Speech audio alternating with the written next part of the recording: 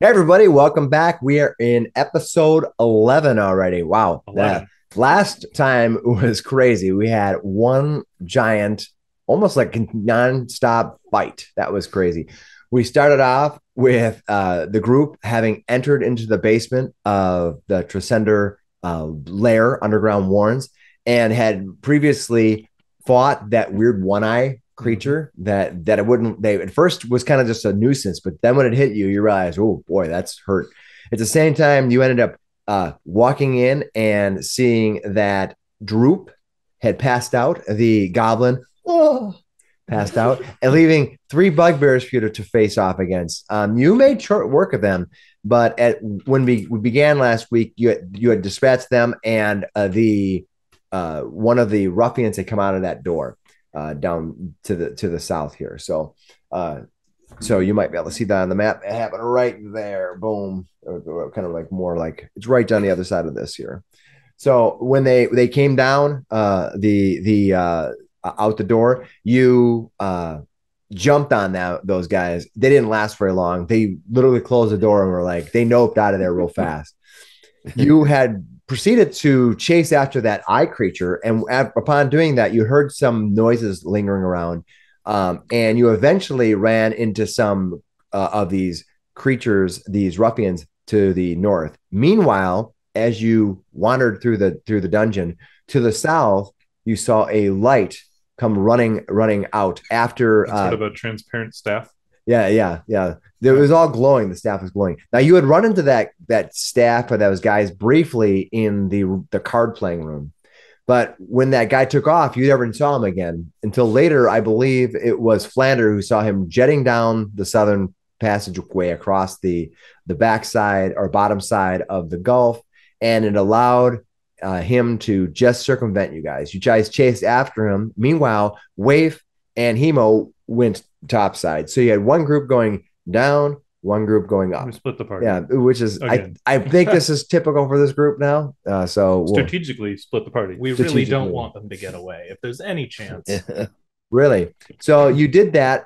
Unfortunately, Flander wasn't fast enough to stop this staff wielding, glassy staff wielding, glowing staff guy. He ran off into the night. However, the rest of the party that was not going up top, which would have been Flander and Finnis and Gashar. Gashar and Colin. They came through. They decided to not pursue this uh, guy with the glowy, glassy staff. Should we call Uh, him something? Should we make up a name for him? Like maybe like a transparent staff? yeah, you can call him transparent staff guy, right? All right. Okay. Yeah, yeah. That's a mouthful. Yeah. So yeah. So transparent staff guy ran out that chamber, letting you. Once you let him go, you decided to follow up through this door right here that you can see, and you went up and proceeded to at least one of you, Flander, falling into a trap. Yeah. You managed to get out of it. It It was hurt. just like a nuisance or anything. Everyone sort of met up in this one room of chaos that's happening where previously these undead arose, and then Finnis caused one of them to flee by using the divine rights of Kalimvor. You saw that there is now a 10 by 10 sphere of daggers, cloaks of daggers being cast upon this Moraine. Moraine seems to be enthralled with Waif for whatever reason. She hasn't given any clue what's going on. You also heard down this hall, down this area, somewhere down here, you heard Sister Gariel's voice crying out to Hemo, or at least Hemo's heard it. So we've covered a lot of it. I don't. You kind of that's the gist of what happened. Skeletons. Yeah. Ah, So we're just gonna keep going. We are still in combat that we've been in for a long time. But we're hopefully eventually this will work itself out. now, Now, Gashar did run into the room last time and told everybody to stand down. If I remember correctly, did they all they stopped, right? They all stood stand down. no, they all didn't stand Oh, down. Unfortunately, you stood down because you decided to fall asleep. It was a long day. Maybe it's midnight. Everyone else took a rest. You I'm stood really up. disappointed. That was your problem. So you are actually the one character who's asleep right now. So we're unfortunately, Colin is going to be NPC today. So I'll leave him off the board here. So I'm just going to move him off just to help out with the understanding of what's going on with who's in play. And so at this point, we're going to just go right through the initiative. And so it is now going through the initiative. The first initiative, though, is 20. Now, this initiative is the first initiative that you're going to face in the game. This is a new initiative. And what's going to happen is it's going to trip some special event that happens on 20. So what's going to happen is you're going to see Moraine. Her eyes are going to stare down at you, Finis, and her eyes sparkle, this purplish sparkle. And when she does this, you're going to see that this creature rises. No.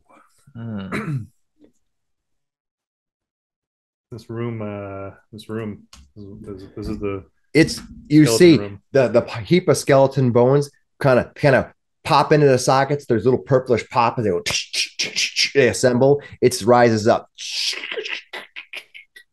It rises up, and it's going to run forward as a free bonus action for itself. It's going to move 15 feet to here. So that's all it's going to do for this round. But it reassembles itself and runs forward. Like, what the heck happened? All right. Now, and right now she has a cloak of daggers on her. She's going to potentially take 8 points of damage on her turn that we've already established.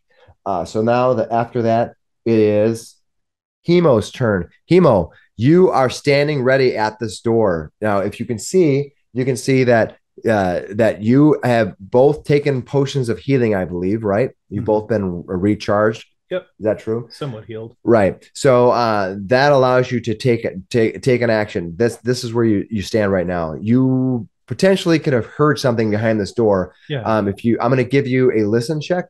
Though it is a secret door, you probably could hear something if you do a decent listen. What'd you get? Did we not see something go through there earlier? You did. I'm wondering if you hear something on the other side of the door or not. Right now, I get a 16 to perception. Yeah, you know that you kind of feel something kind of ran up to that door. So you feel like there's something right behind that door. It's actually fleeing at a pretty fast pace. If it was somebody just walking or creeping through the dungeon, I wouldn't give you a check. But this creature is recklessly running through it. You hear it. Oh, it's approaching very quickly. Yeah, very quickly. All right. I'm going to stand up off the boxes I've been sitting on. Waif and I have been healing up. We've been quite hurt. But I'm going to get ready to fight again, and I'm going to just any spells for this? I think all your slots are done. Yeah. Ready an action, and ready a. I'm just gonna ready a shove at whatever comes through the door because I'm not quite sure what it is. Kind of shove it to the ground if you can. Yeah, I'm gonna trip it. I'm just gonna hold my leg out and trip whatever's running through here. All right, confirm the rules for shove, just so we know one on your turn. I believe it is a strength contest to shove something prone. Gashar, you are sleeping. I believe the rules for sleep. I don't believe there's any chance that you have to make. I don't think you get to make saves. I don't think I do either. I think I'm just straight up sleeping, but I can be woken through normal means if somebody slapped me or stabbed me. Or healed you? Preferably the first one. Or healed, maybe? I don't know. No, but it lasts for 1 minute, right? Sleep? I'll double check that part. Yeah. But certainly the first round. So this is the first round of sleep. All right. That is Gashar. That brings us right to... He's dreaming about wearing a red cloak right now. Finis, it is your turn.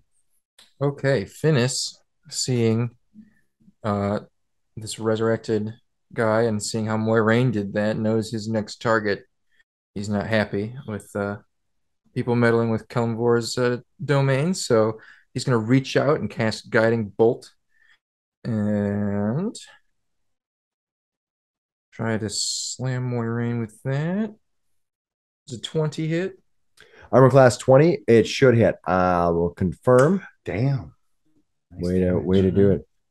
Yes, you hit her armor class. She takes 13 points of radiant damage. Woo! Nice. And then, as a bonus action, he reaches his hand, slams it, and his spiritual weapon spins at her, and it's going to have advantage on this attack because of Guiding Bolt. All right, sweet. And how much damage do you do to her? Let's see. 21. Woo. It's for 10 more points. Force damage. Of force damage. Way to go. Way to go. Wham, wham. A palpable hit. That's awesome. That's sweet. Boom, boom. You can see she's just like, her eyes light up. Like she just was like, what in the hell just happened? She backs up. Oh, she's trying to avoid all these daggers that are swirling around, just like slowly collapsing around her as she gets hit by that thing. And you can see she's struggling. She's looking around like, what in the hell just happened? All right. That was Finis. It is now their turn. She's going to take 8 points of damage from the blades. Wow, that is a bad round for her. Yeah. She took 31. A lot of 31 total. Yeah, she took 31 points of damage in one round. That's horrible. All right, so from our end. That's great. I think it's pretty good. Huh? All right. So what's going to happen is she actually moves. Oh, I'm going to move the wrong thing. Move that out of the way. She is going to actually move through to here. That's what she does.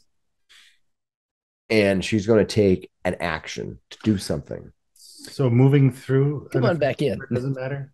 What do you mean? She already took the damage. Turn. It triggered at the start of her turn, and then she entered a new square of effect. Doesn't matter. Yeah. Basically, once you take the damage, you can run around. She can run around in circles all day, and it will not affect her until the next 6 seconds. For six seconds. There are actually spells though that will say for every 5 feet of movement you take damage. Yeah, that's what. Just wondering if that was like that.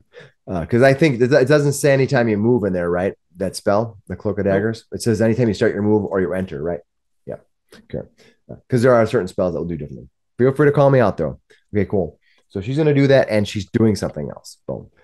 That brings us to the skeletons. All right.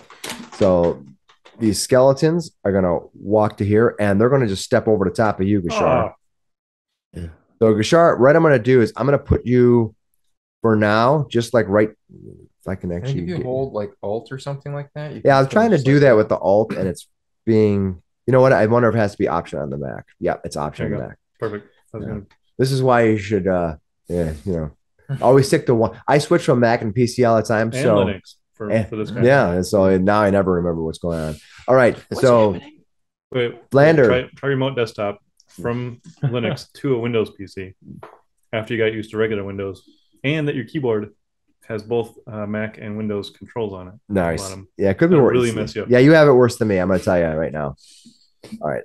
That skeleton is going to attack Flander, and the armor class I'm going to hit is 15, sir. He misses. Nice. All right. And the other one's attacking Finis, and I rolled a 19. Yep. Oh, this got you. And that's going to do 4 points of damage to you, that skeleton. All right. Yula, on the other hand, has decided, well, we're not dealing with this crap anymore. I'm tired of this.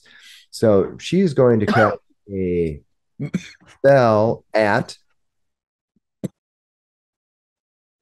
I wanted to do this somewhere else, but I'll do this now. She's going to cast a spell at Flander. Is she holding the door open? No, you walked in and held the door open. Yeah, you put. I thought this lady was attacking, but you're saying this one's this lady right here, Yula. My bad. Yeah, no, that's a completely fair question. So Yula is going to attack, and she is going to force a savings throw to Flander.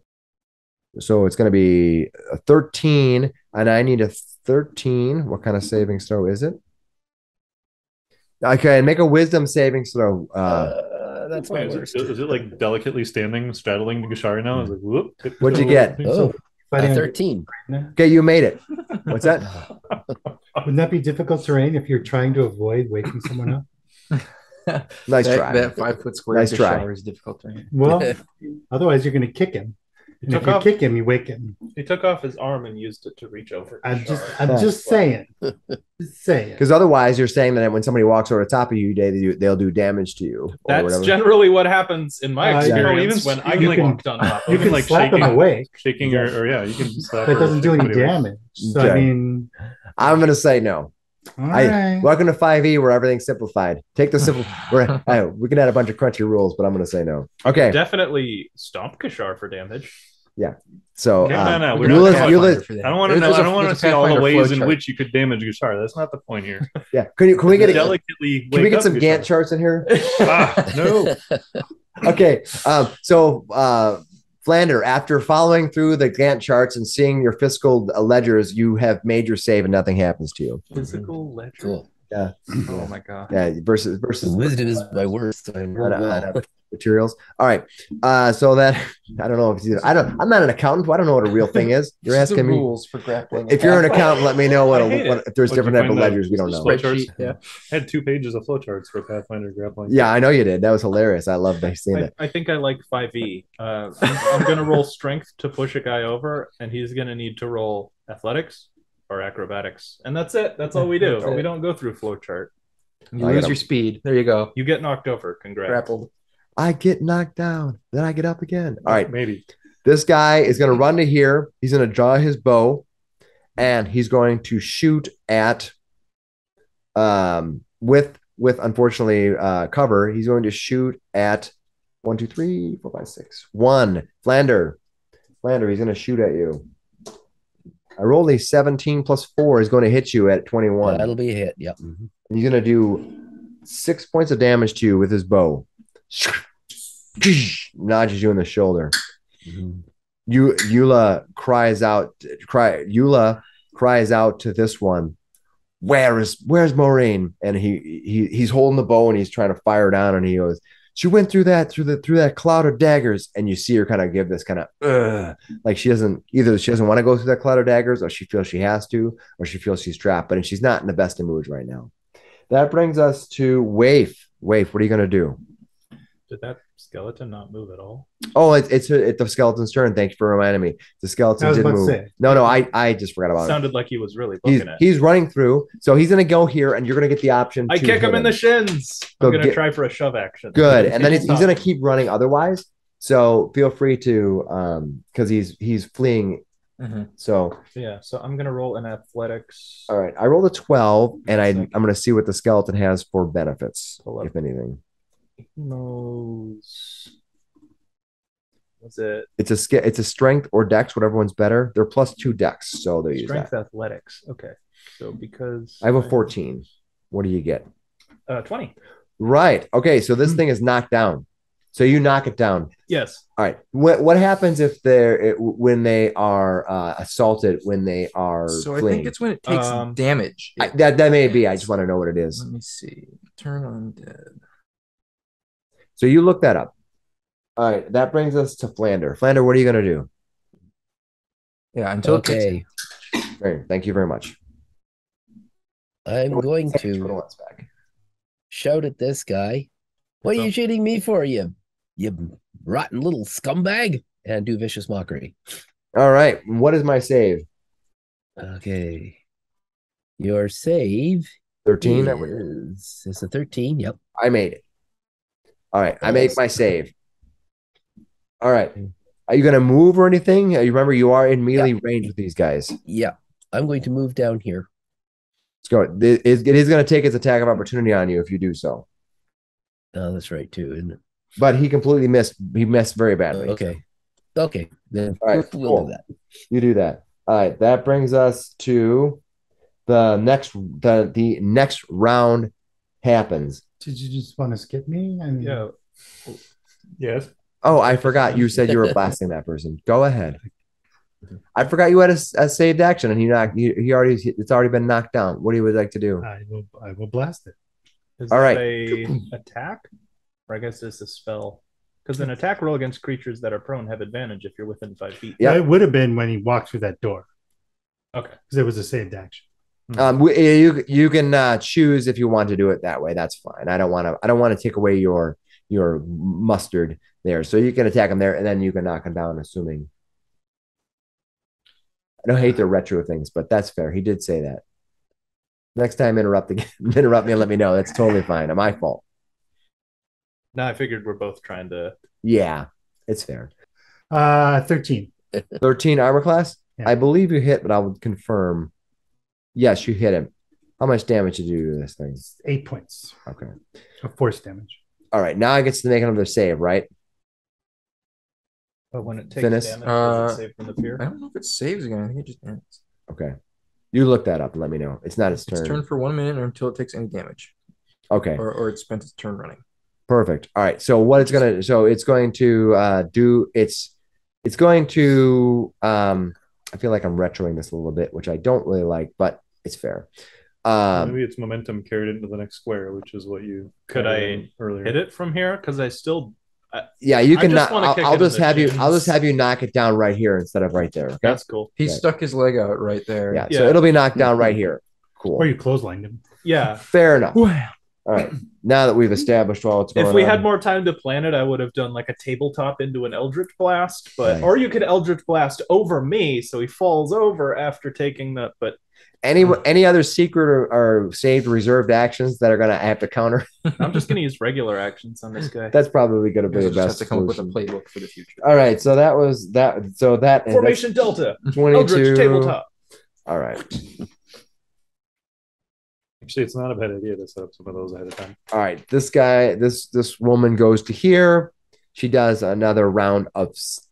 Nope, she doesn't do that at 20. She just does something else at 20. She doesn't move until her turn. Something happens, yada, yada, yada. That brings us to Hemo at 16. Okay. So here's the skeleton on the ground. Yep. I get advantage on attacks to it. You do. I've got a whole round. You can move. Move to there because otherwise you. Yeah. Go for it. I'm going to take my swing. Beat the crap out of it. First one with the fancy scimitar. Come on, fancy scimitar. Is 20 to hit. That does hit. 5 points slashing. All right, let's see if it's still up. Oh, yeah, it's still up. It hasn't really had any damage. It's just fleeing. Oh, this one, these are both at advantage. So I'll just roll it like that. 24 to hit. 24 does hit. How much damage did you do? 5 more points of slashing damage. All right, it's surprisingly, but it is also prone. All right, cool. All right, that is Hemo. That brings us to Gashar. Snoring. Unless you want to give him a dex check to not kick me. But otherwise, he's just snoring away. You have a constitution. Don't you get a save every turn? Or? He does not. It just lasts for 1 minute. Okay. Just sleeping away. He was really tired, you guys. Like all this running, can't see in the dark. Very tired boy. Is sleep a concentration space? I don't. You tell me. I didn't think it was either. All right, Finis. If Gashar went Finis, it is your turn. I'm gonna use my action to like kick Gashar awake, and then I'm gonna use my bonus action to move my spiritual weapon down to. I can get it all the way down to here, and I'll attack Yula. All right. Oh, there it goes. Okay, so go ahead and move your guy, and then what did you get? And roll a 1. Okay. Oh, so it's gonna miss. Damn, that's okay. That's okay. Right. Gashar should be awake though. Yeah, Gashar, you are awake, and what I'm gonna do is I'm just gonna literally put you there. Like, does that put him back into initiative at a later spot, or does he just? I will just let you guys decide, but I think that he's just gonna keep the same initiative unless you guys want me to keep rolling because that's gonna be the same. Never done it before. It's just the same initiative he'll get. You are underneath it, but I'm only putting you there just so you can touch it. So you didn't physically move; it's just there for the help. All right, that is finished. That brings us to 13, their turn. All right, so both of these skeletons are attacking you. Finis. Oh, I rolled really good. I rolled a 24 and a 20. Yep. Take that, plate armor. Yeah. Okay, now this is a serious question. So you cannot exist in the same space as someone that's conscious. Right. Okay. And he is. Right. Wouldn't he have to move? He will have to move. You can't move. You can't do anything when you're sharing a space. Yeah. You can't make an attack. You can't do anything. You can crawl while you're prone. What's that? So. No, I mean, if you can't attack while you're sharing somebody's space, he can't attack either because he's sharing your space. He would have to move. I would say he's not sharing his space until it becomes Gashar's turn. Gashar hasn't even taken an action yet. He kicked him up. He will wake up on his turn. Right now Gashar is prone. He is being woken up. So on his turn he becomes awake. Okay. So that's why I moved him there just to say he's underneath it, but on his turn he becomes awake, and now Gashar will be forced to move in order to take action.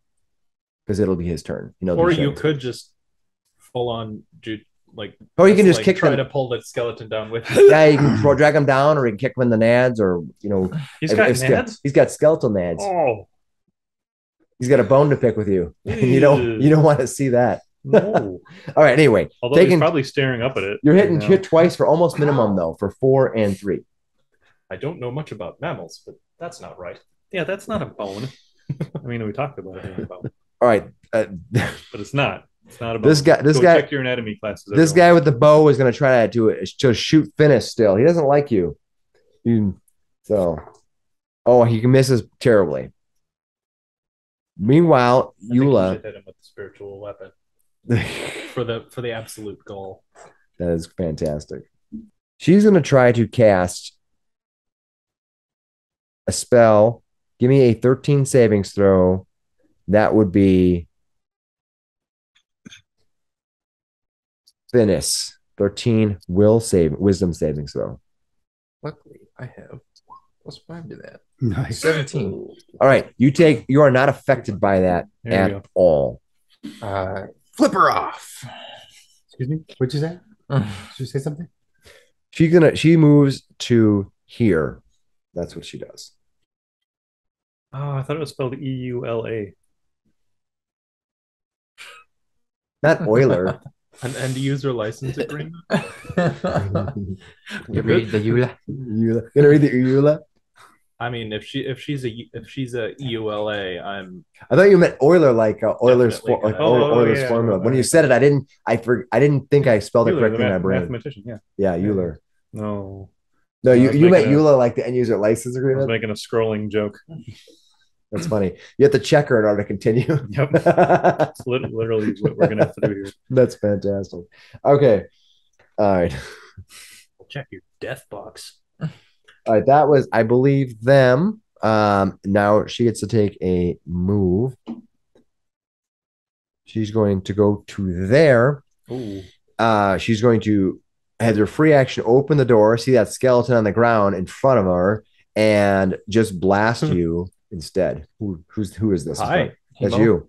She opens the door. She flings it open. Well, that's a good question. I don't think I've seen Moraine before.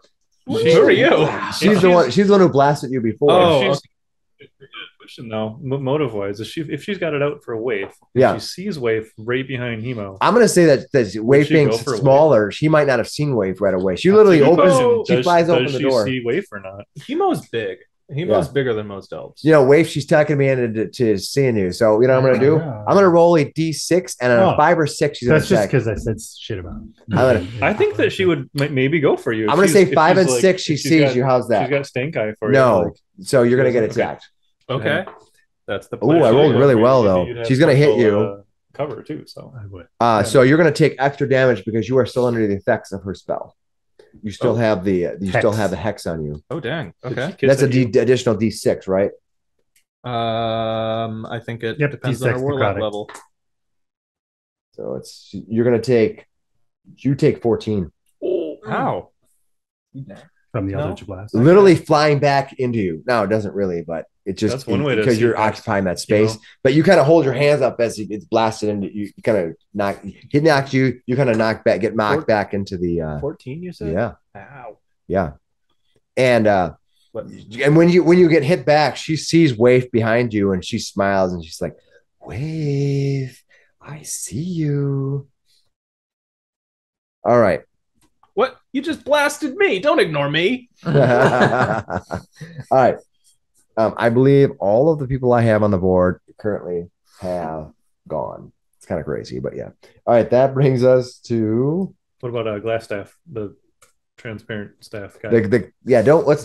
Let's not you do not know he was glass staff. He was like more or less transparent glowing staff. Yeah. So wait. Wouldn't that be the big twist if it wasn't glass staff? Goes on her.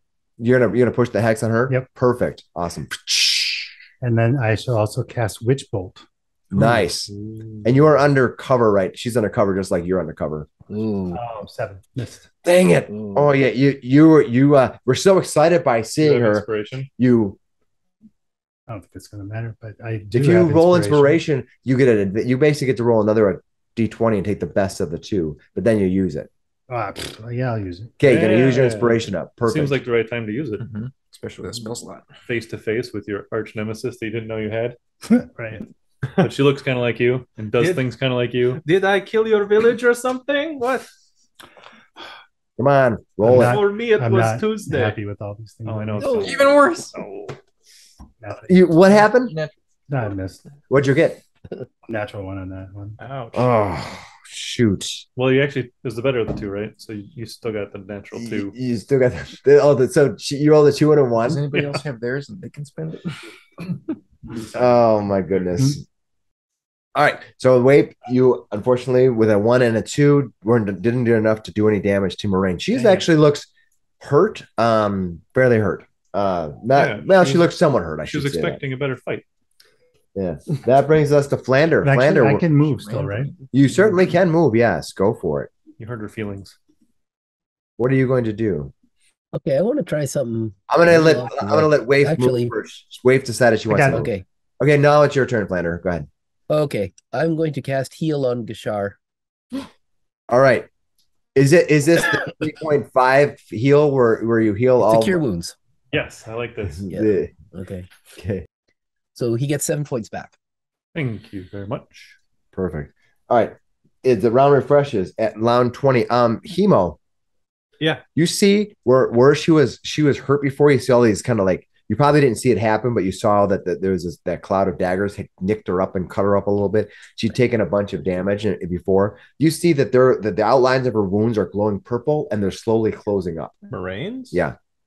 You see that they're being closed up.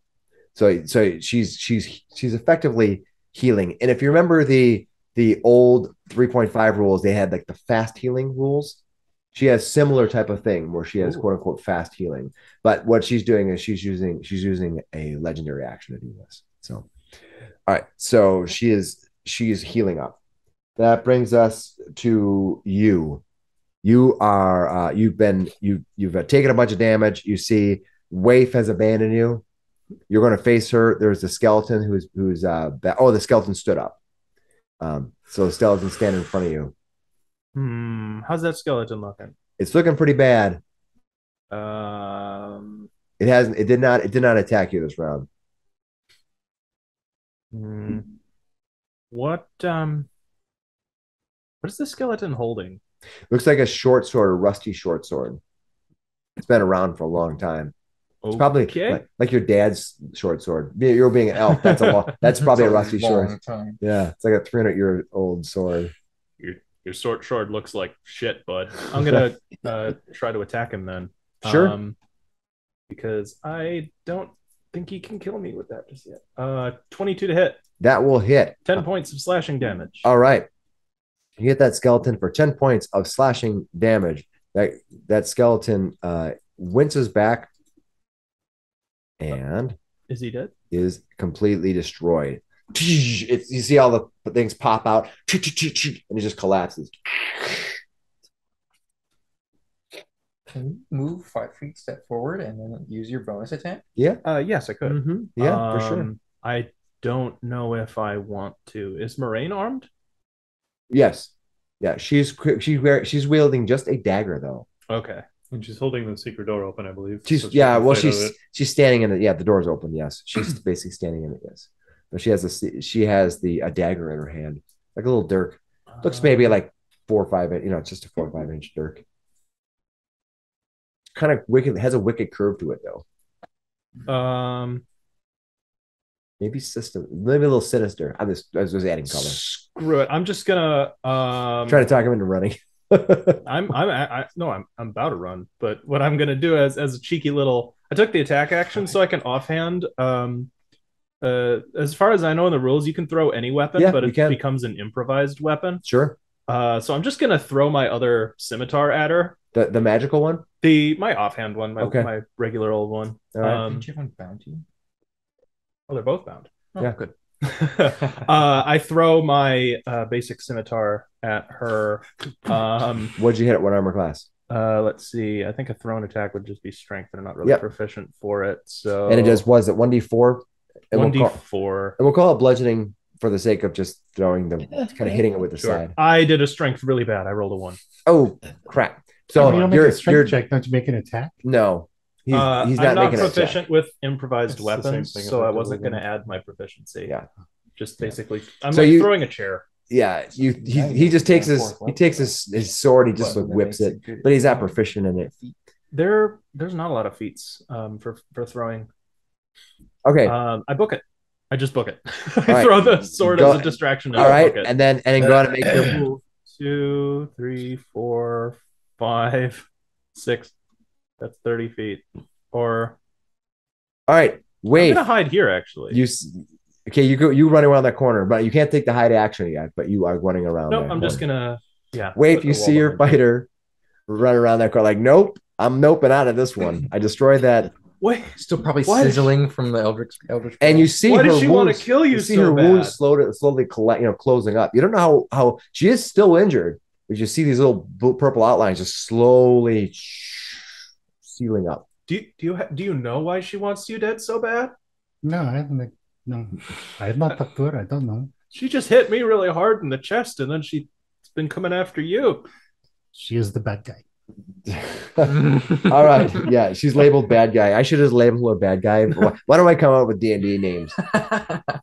Yeah, remember Bad Guy 21? He was horrible. Yeah, that the guy with the Dirk? No, that was 37. Oh, that guy sucked. Do you guys remember Big Bad Guy? You Big got to Bad be Guy was careful cool. with that though, because in Roll20, if you show somebody to players, they can see all the folders that they're in. So I put somebody, a yet unaligned character in the enemies folder, and it got them all spooked. So I put them in residents folder. Nice. Okay, that was Hemo went. That is now Gashar. Gashar, you are now underneath this creature. You kind of wake up and you see these skeletal legs over the top of you, and you're like, "What the heck is going on?" I assume I can basically just crawl to the spot I'm in right Yeah, now. yep. Go ahead. Which You is can crawl. 10 feet of movement, I believe. Yep. And then stand up, which what does that count as a That 5 foot because of that movement, or- requires that is 15 feet or half of your movement. So now you've Okay, wasted got 20 it. feet of movement. Perfect. And he's facing these skeletons and hanging out with my pals. Thank you for the soft kick to wake me back up. And then there's 2 skeletons in front. Is either one of them obviously more damage than the other one? I will 'Cause take a I'm look just here. gonna attack. The one that is up here looks like it has been slightly damaged. All right, He's looking Ricky. so pretty A couple close. of the little points are. Yeah, he'll just do Wavering. an attack round. Go for it. basically. Yeah. So do that quarterstaff. Natural 20. Ooh, Nice, so it's what a you- crit. 9 so you- plus 8 for 17 points of damage. Holy. 17 points of damage to this one here. Yeah, the one right in front of him there. All right. Is he still It up? collapses. Collapses. Oh, you hit it. It kind of gets knocked back with your quarterstaff. Kind of knocks his head off to the side. It spins. It falls, and then all the popping, like the purple Disassembles itself. connections, break apart, and it falls into a pile. So Gashar wakes up, rolls over to the side, does a kip up. You might even just do smacks him something in where the he face. literally pulls it up and hits it into the ceiling. There you go. Awesome. And then he'll look at the next skeleton and kick it right in the stomach with a 17. All right, 4 that's points of good damage. for 4 points of damage. Nice job. That's going to do that damage, Monk and it's stuff.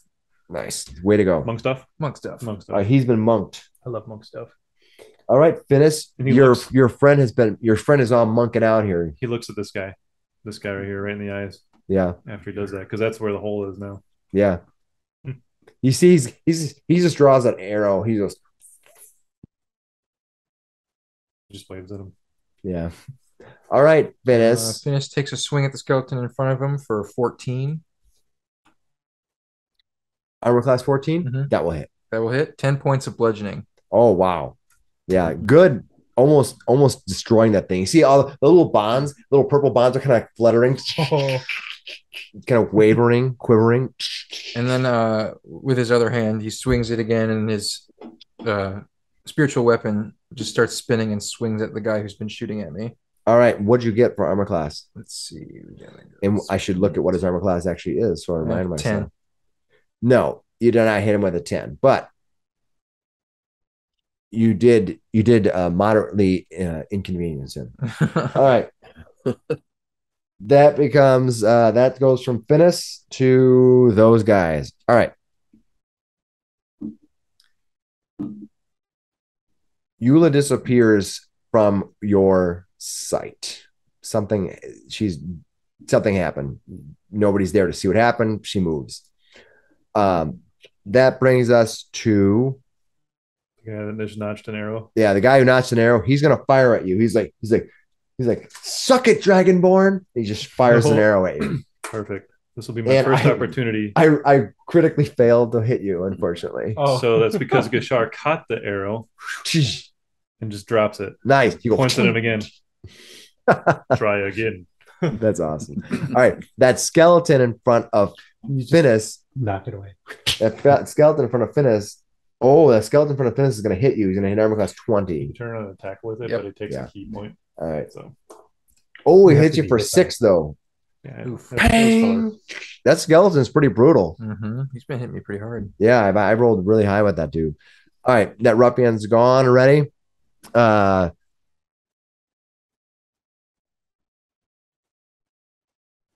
want to noob? I'll let him stay here. That's fine. No, he sees that floating thing next to him, that sickle.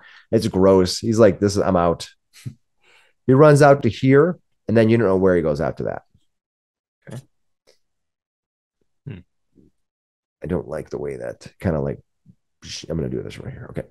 All right, cool. All right. How long does that cloak last for 1 minute? 1 minute. Yep. Okay. So keep track of the rounds. All right. Moraine. All right. She does something. Waif, you can hear her, and Hemo, you can hear a little bit more faint that she casts a spell. And you kind of hear clip clapping of metal slapping against each other. Like a bunch of it. That's what you hear. All right. That is You warlocks. You're so strange. Just Waif, it is your turn. What are you gonna do? Come at me with swords. And this door closed. You hear the door close. I will say that because you would hear that. What are you gonna do? I am going to. That thing died, right? So yeah, that skeleton is gone. I'm going to stealth. What did you get for a stealth roll? Oh, yeah, not great. What'd you get? Well, that's okay. I mean, it's a contest of skill, and her passive may be really low. She may have a passive. Yeah, she's blind. Yeah. Of course, I am in the dark, right? This is darkness where we are at. Mm-hmm. But she'll ready an action if an enemy comes bursting through there. You don't think she's had any problem seeing you before in that dark hallway? Just so you know. We weren't in the dark hallway. You're using your Eldritch Blast. There was light here. There's no light up here. You said there's light. There's light in this room, but there's no light up. There's no light in this room right here. There is no light in this room. Okay. There is light in this hall, and there is light in this room right here. There is no light in here. Yeah. Okay. Well, you stealth, so that is your action. Now it allows you can move if you'd like, or you can stay there. Just gonna stay there. Oh, it's not part of a move action, dude. No, your action is to hide. So you can move if you want. You can blast people backwards with those Eldritch blasts, right? Mm-hmm. Ah, shit. Into the pit. That's exactly what Hemo's thinking. I want you to switch spots. I want you to when you stand up against that back area there where you're standing, from your backside, you feel this chilling, unnatural cold sort of leaking up your kind of like filling up your legs and up your spine. You can kind of feel it coming from the pit. Breathe. You're just kind of like you're hiding there and you kind of feel it. It's like, what in the heck is going on down there? So, yeah, it's definitely feels strange. But I don't see anything at that spot. Absolutely nothing. But you're just feeling this. I see the door. Yeah, you can see that. You can see everything you can see right now. Yeah. Okay. Nothing's. You don't see her moving. Okay. So that was that just Waif who just went? And Flander, it is your turn. What are you gonna do? Okay. I am going to go. Come on, Finis, you got this, and I'll give him bardic inspiration. Finis, you are now full of inspiration. You can also do a move if you'd like. You want to take up? How about 5 more feet back? Is Bardic? I don't think so. I don't know. I There's believe a is Bardic Inspiration an action or a bonus action? Let me check on that. Might still have an I think attack. it's a bonus action. Yeah, I think it's a bonus action. Yeah, I'm relying on you to decide what that is. So Waif looks over at Hemo. Where is everything? Yeah, it's a bonus action. I don't know. It looks like things have been running up here. Okay, then. They're in there. What I will do then is I will draw my sword, point at this skeleton here, and cast True Strike. All right. That's awesome. Wait, has Waif even been into that room with the skeletons yet? I don't know. I don't think she has. Yeah. Okay. But I didn't see any of our people. Okay. They came in like right after we left. I don't know. Yeah, There were more skeletons. Maybe they're dealing with those. Okay. All right. It is now round 20 gets to go. Ooh. Something happens to here. Let me mark this down. We're gonna have to just. Is she like a Deadpool? Are we gonna have to like lock her in a box? Are we just gonna have to seal her up in one of these coffins and come back every once in a while to check to see if she's done anything evil? Possibly. All right. Now it is Hemo's turn. Hemo, you see Waif stepping back against the back, and she's kind of like she lurches forward and she feels kind of chill. Now you felt that chill down there before. You know exactly what she's felt. Yeah. So you see her kind of step forward, and when she does that, you can immediately see her trying to move in and around the shadows. She's trying to nestle in there, but she's clearly not comfortable in moving around. So you can easily see her. Well, what are you going to do? Hemo knows that creature's dead, so he's not too worried about Waif right now.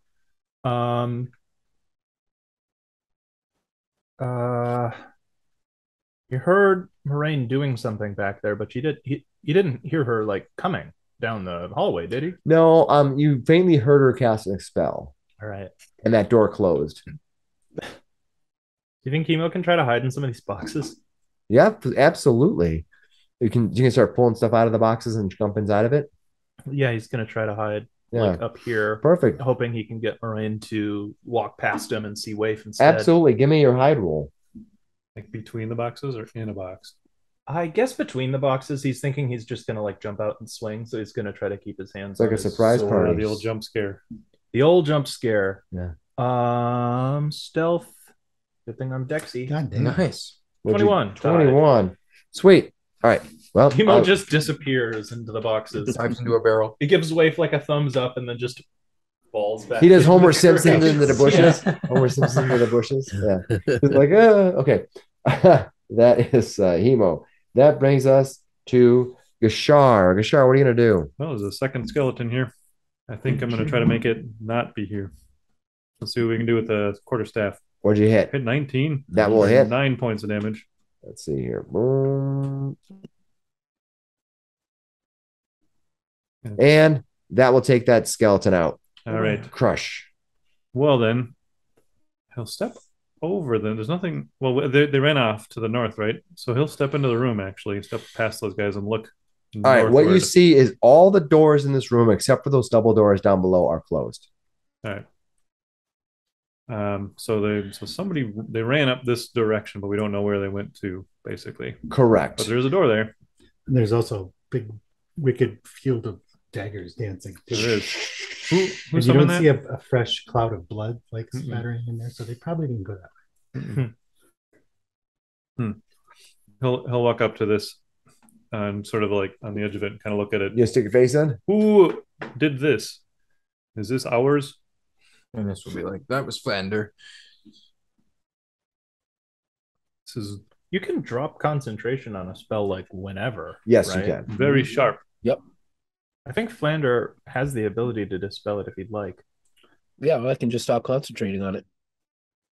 Do you think they went that way or that way? I'm good at stopping He concentrating. looks at the blades and he's like, this way. Yeah. So that's basically what he's doing. He just walks into the room and kind of like gets his bearings of the room. Sure. Okay. That is. I think he'll even walk a little bit further to here. That is Gashar. That brings us to Finis. Finis, what are you going to do? 5, 10, 15, 20, 25. He's just going to get up to the door, call his spiritual weapon to kind of follow. 5, All right. 20. Good boy. And Good boy. he's gonna wait there. He's gonna listen at the door. All right. Give me a perception roll, please. A good one. I'm good at perception. 19. All right. Dang, You hear, +5. you can clearly hear Sister Gariel speaking in there. And she says, Yula, you don't have to do any of this. Why are you even working with those idiots? And you hear a woman's voice who you don't know, but you might guess would be Yula speaking back. And she says, Gariel, you're such a fool. You think this is all about your small little town. It has nothing to do with this. Well, very little at least. There's a bigger game at play here. So just keep it quiet. We're going to take care of your friends. And you hear another woman who you've never heard before say, Gariel, don't provoke her. I'll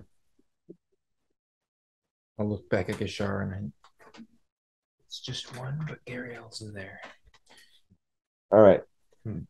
That was Finis. That brings us to my turns. Okay. It's my turn anyway, right? So I'm just taking my sweet ass time here. You got stat blocks to read. Yep, that's fine. All right.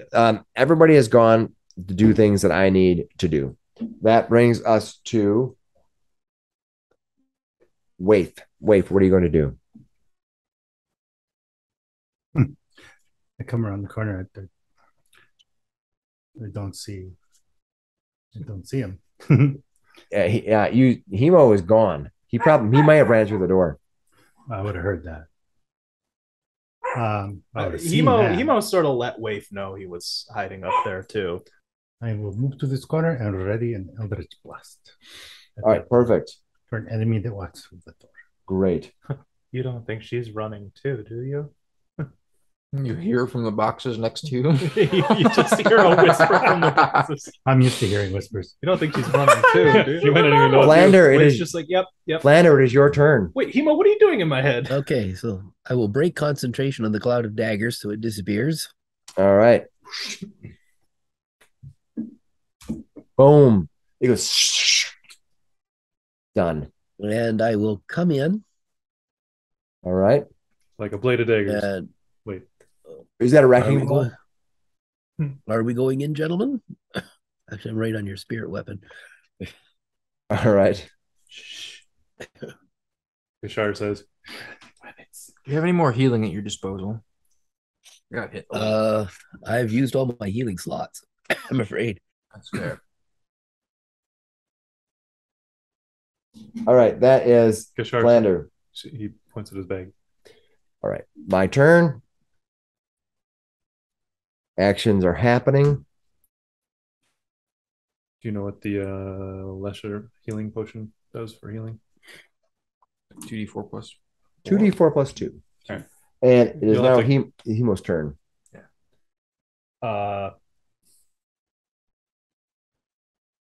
This is awkward. Hemo's just been standing here in a box for an awkward Just beat. 6 seconds. It's not that long. It's a lot when you're a fighter. Yeah, it's true. What are you going to do? That's 2, potentially 3 whole attacks.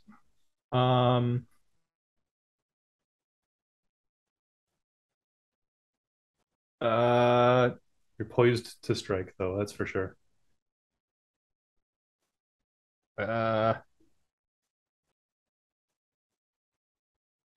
It's just such a choke point. It's hard because Waif can't like shoot past me as easily. Hemo's just gonna break stealth and go over here and Out of nowhere, Hemo leaps out of the pile of boxes. That was you. yeah. I thought she was gonna try to chase after you. All right, and what are you going to do? You move to there. I mean, that's free. You realized you were bait. It's not your fault. You made great bait. Hemo's just gonna, I guess. I don't know how this would work. If I opened this door, would that trigger? Yes. Anything she did. Anything Waif's ready to go, or anything she did it on it too. Yeah. You can always spend your action checking it out. Yeah, Hemo's gonna check it out. He thinks she might have put some sort of like ward or alarm spell on it, so he's gonna try to check it for magical. Go ahead. Effects. Give me a perception roll, please. Keep losing my a perception from Hemo is gonna be 19. Nice. 19. You look carefully at this secret door. Now you can barely see the outline, but you're aware you pushed in and out of it a few times, so you know where it is. But as you walk and you look at the stone, it's actually just a wooden door it's made to look like stone. So you can just feel the cold temperature versus the warm temperature of the warmer temperature of the wood. But you feel it, you touch it, you kind of give it a little touches with your fingers, and you don't see anything that seems to be out of the ordinary. It seems like the same secret door that was there just a few rounds ago before when you burst through here. Was it my action to do all this? It's your action to search, yeah. Okay.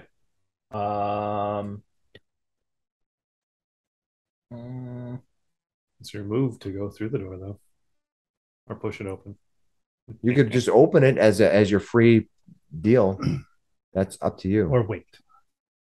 Right. Technically free action. All right. Yeah, no, Hemo's going to wait one more turn. You got it. He's going to come back here. He's going to tell Waif, door seems fine to me. He's going to bonus action recall that scimitar he threw at Moraine.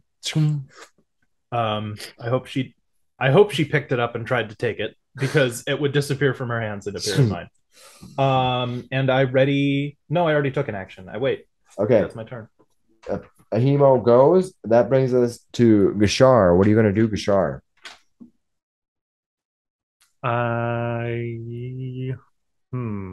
Tricky.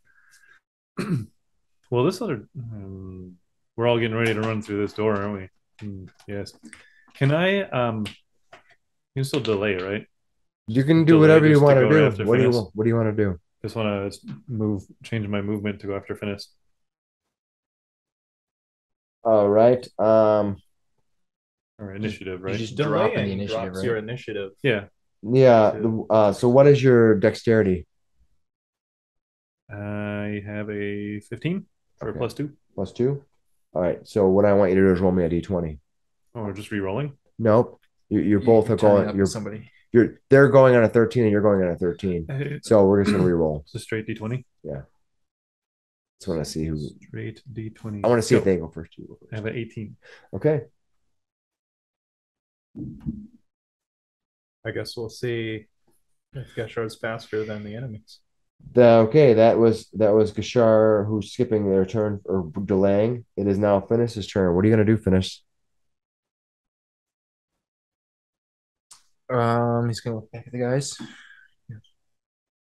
And then he kicks the door down and steps through. All right, let me reveal the area to you, and then I'll explain to you what's going on. Now you're going to see some people that are area there, but I moved them there mostly to get them out of the view. I'm going to arrange them in a second, just so I don't want you to think that Finis kicks through. They're not actually moving. Ding dong, mortals.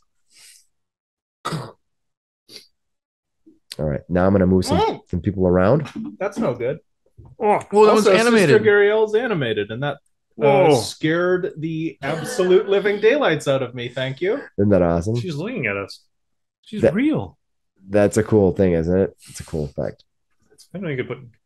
That's a GIF, isn't it? It is a GIF. Yeah. I know you can put GIFs in here. Well, you have to buy them as tokens, but yes, you can use.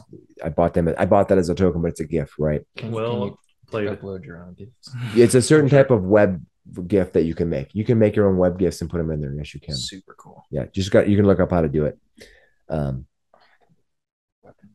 in. That would be awesome. Especially the one spinning site. That would be awesome. All right, I got to put this person on the right level here. Background effects behind a static icon. That'd be really cool. Really, it's sometimes it's like so hard to get these people to just go to the different level. It's like okay. When you burst in the door, what you see is this ruffian has Gariel has a dagger up to her throat, and you see Yula has this young teenage girl. She also has a dagger up to their throat. Over here, you see this woman who's right here. She runs forward to the bars, to here and says, Yula, don't. And this, I have this, she has Nilsa, and Nara, a young man is standing frozen next to Nilsa, seeing his sister with a dagger at her throat. And so when you reaching through the bars to do this, yeah, they're literally pulling them through the bars and holding a dagger up to her throat. And Yula looks over as you kick in the door, and she says, "You can only save one. When's it gonna be? Or if you back away, I promise you I'll save them both."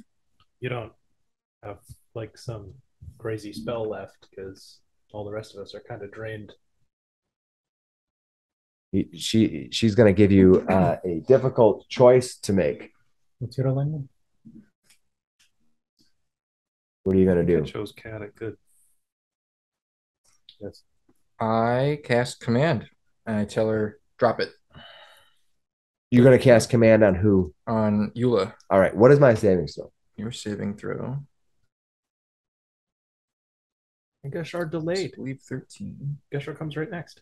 Yep, spell save 13 on an wisdom. All right. Let's hope that she fails. This is Yula. Ooh. It's a wisdom. Did you cast it as a second level spell? No. That's too bad. I don't have any second level slots left. I have a 2. I rolled an 11. I rolled a 14. Damn. Shoot. Wait, that is 13, but that's beats it. So okay. Okay. You cast a spell, and that's what happens. And then I also bring in the spiritual weapon that's going to swing at the other guy. Go for it. Starts...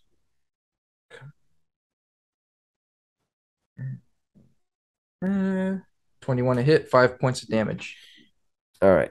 I don't remember how many hit points he has left. He did not take any damage up to this point. All right, you got that weapon comes in. And you see that red brand look back at Yula, kind of pulling Gariel. Gariel's like struggling to pull away. He's just holding her in a grapple right now. All right. That is. She's not much of a harper. Just Finis, yeah. So does Gashar get to go next then? Yes, Gashar gets to go next. What are you gonna do, Gashar? Well, Finis ran in there, and Gashar is gonna do the same thing. So 1, so 5, 10. Oof. He comes in the room, sees the dilemma here. I think he would run. What's this right in front of him in that spot? Let me read the room to you. A heap of discarded clothes is piled carelessly against the far wall. Oh, that's this part here. So it's just clothes. Yeah. So yeah, he runs in basically and sees that you've attacked.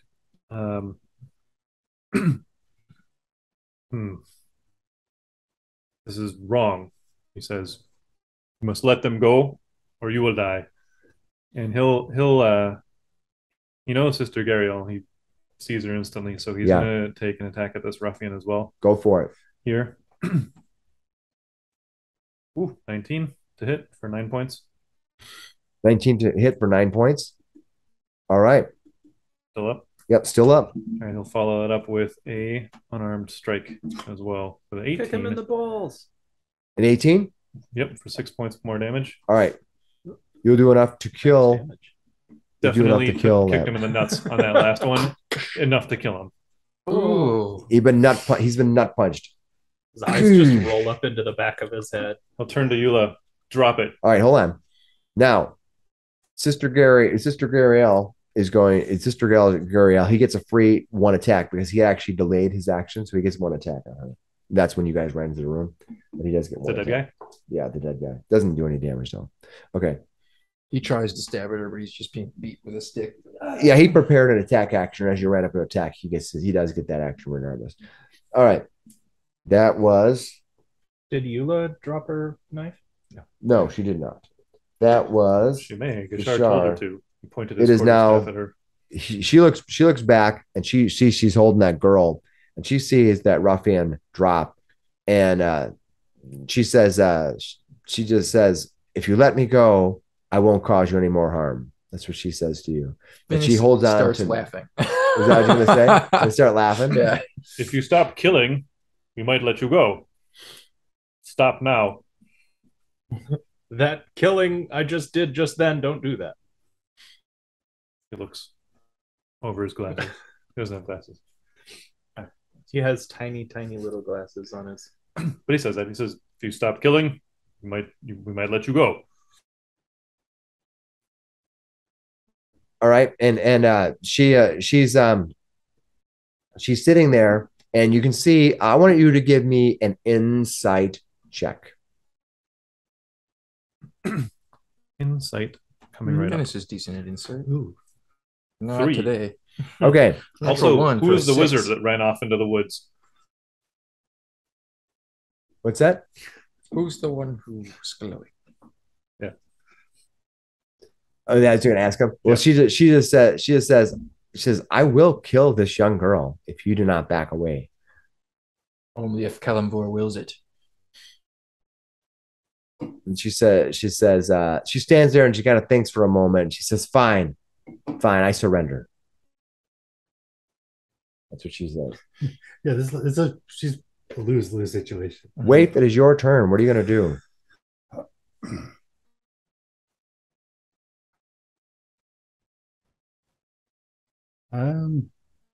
I will delay until after Hemo. Okay. I'll put you at 15. What you going to do? Flanders, your turn. Yeah, I was going to come in and try and use my awesome charisma to persuade Yula to stand down, but she's already done that. So I will come into the room and I will just tell her, you made the right choice. She looks around. She goes, she didn't give me much of one. Now cut off the tongue. Anything else you're going to do, Flanders? You came into the room. It's not killing her. What do you suppose? Yeah. Well, there's no real threat here anymore. Oh, No, I'm looking at that. I'm presuming that this is a barred cage kind of deal. It is. It is a cage with a cage and a door with a padlock on it. Okay. Does our ruffian friend here, does he happen to have a key on him? You can certainly search him. Okay, I will search him. All right. He does have a key on him. Okay. I will see if it opens the lock. All right. And you're able to open which lock are you going to look to, north or to the One south? with Gariel in here, so the north one here. You open it up. All right. I'm going to move your character up here. So you're standing up here, right? Mm-hmm. You open the thing, and she will run over and give you a hug and say, "Thank you so much. Thank you, my friend." She And looks to You're the welcome. yeah, looks back at you. yeah, for the gift. And if I can do anything else, I'll come down to this one and open this one too. She says, "We have to be careful. There was a glass staff is around here somewhere. I've not seen him yet, but I know he's here somewhere." We think you ran back to the manor. You may have pissed off. Pissed off to where? Does he To the carry manor, I think. clear staff? I thought it might be transparent staff, but is that him? That's his cousin. The light? She looks over at you and she says, "You seen him?" He was running away. That's his brother, acrylic staff. Acrylic staff, yeah. Is that him? We'll describe him briefly. She goes, "I don't know. I haven't seen him, but I know that he's here. I've heard him speak from outside of this room." How long ago? Oh, it was an hour ago, maybe. I think he ran away. Very scared. Yeah. I think you went up to the manor. But I think it would be in our best interest to get you all out of here. She goes, "I agree. This is my friend Myrna.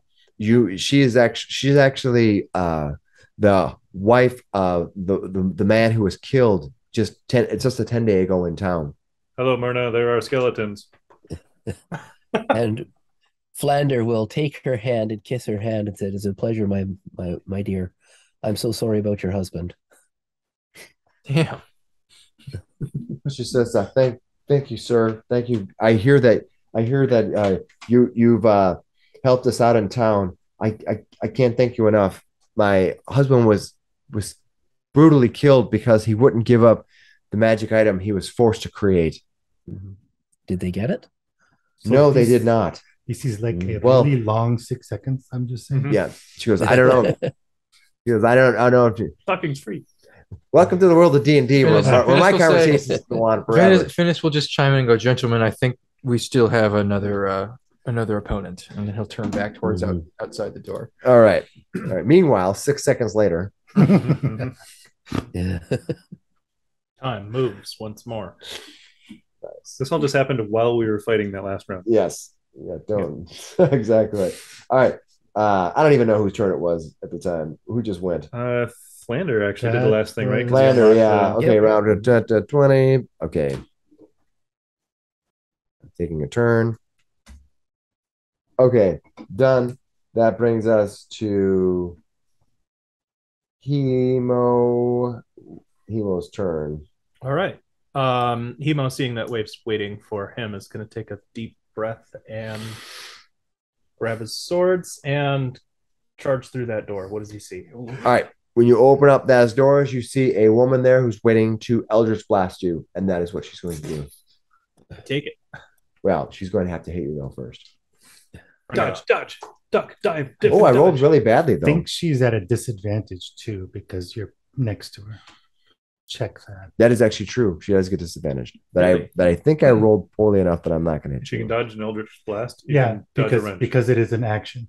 There are a couple that are like reactions, like Shocking Grasp doesn't have to be right. She gets disadvantage, but I rolled poorly. Okay, sweet. It's for ranged ones, right? Yeah. So I have a +5, so I rolled a 9 as my worst, so 14. Did 14 hit you? I don't. No, it's not. Okay, so that she did her action. Cool. She doesn't have a bonus to hit you because of Hex, right? Doesn't give you a bonus to hit. Just gives you additional damage. That's an just additional damage, and one of his ability scores. For whatever it is. Yeah, go ahead. I'm gonna assume I've got all my decks. You do. Still.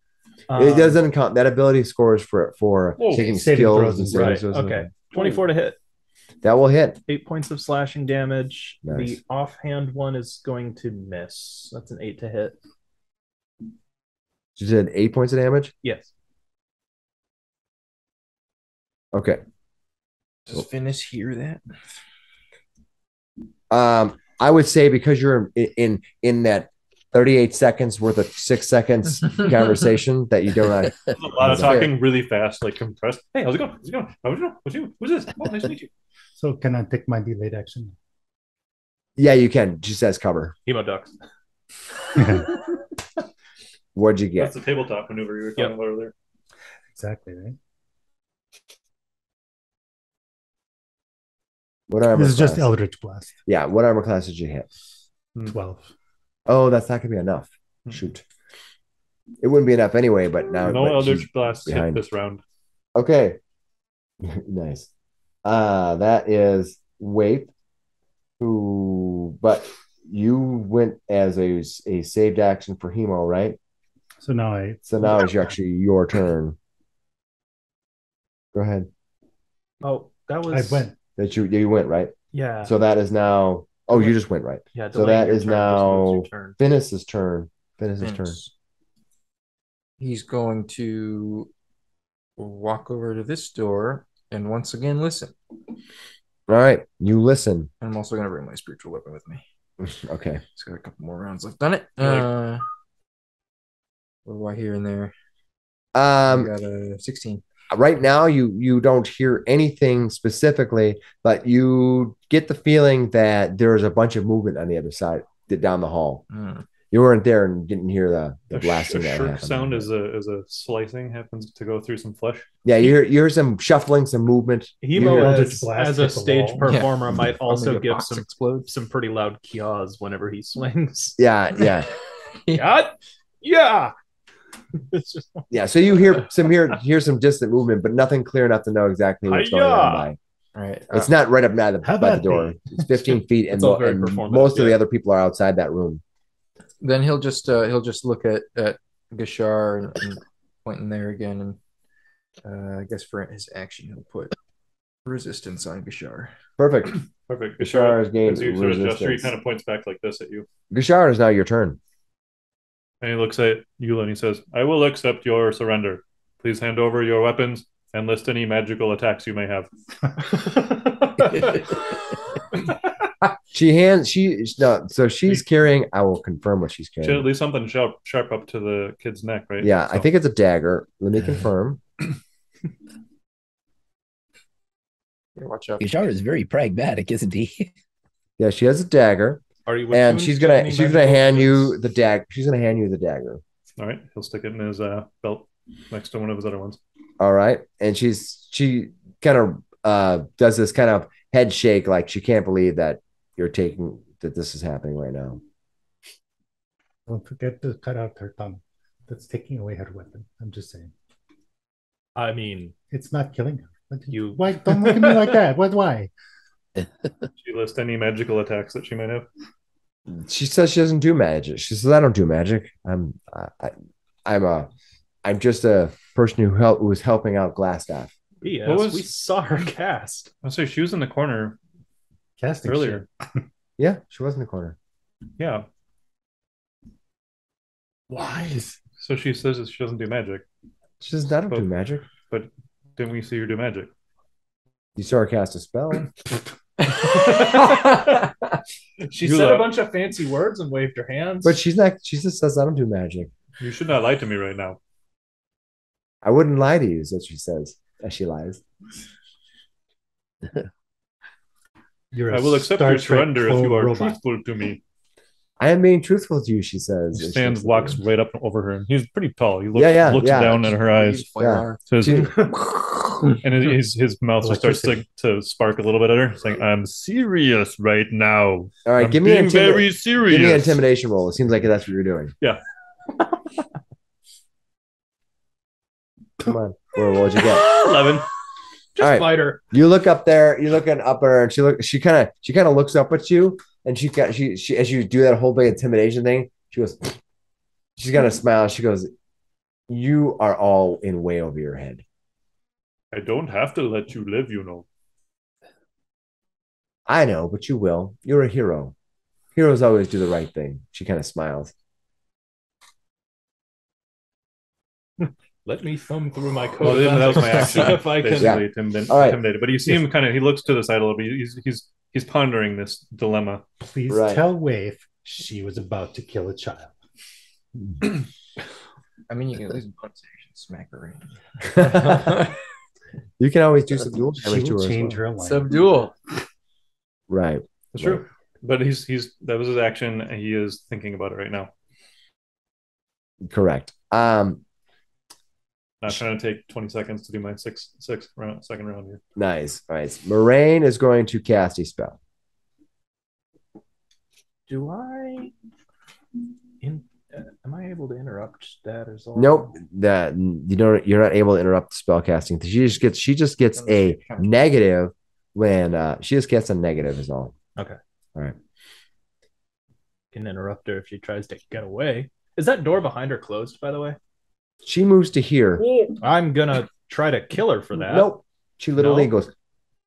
Oh, she appears. Dimension doors. Misty step. I'm gonna try to kill her for that in 6 seconds. And she takes off into the dark. Actually, let's see. She's moved there, so I'm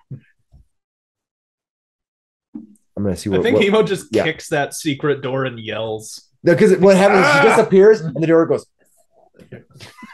She's like, he goes. Because she was holding it open. Emo just kicks it in anger.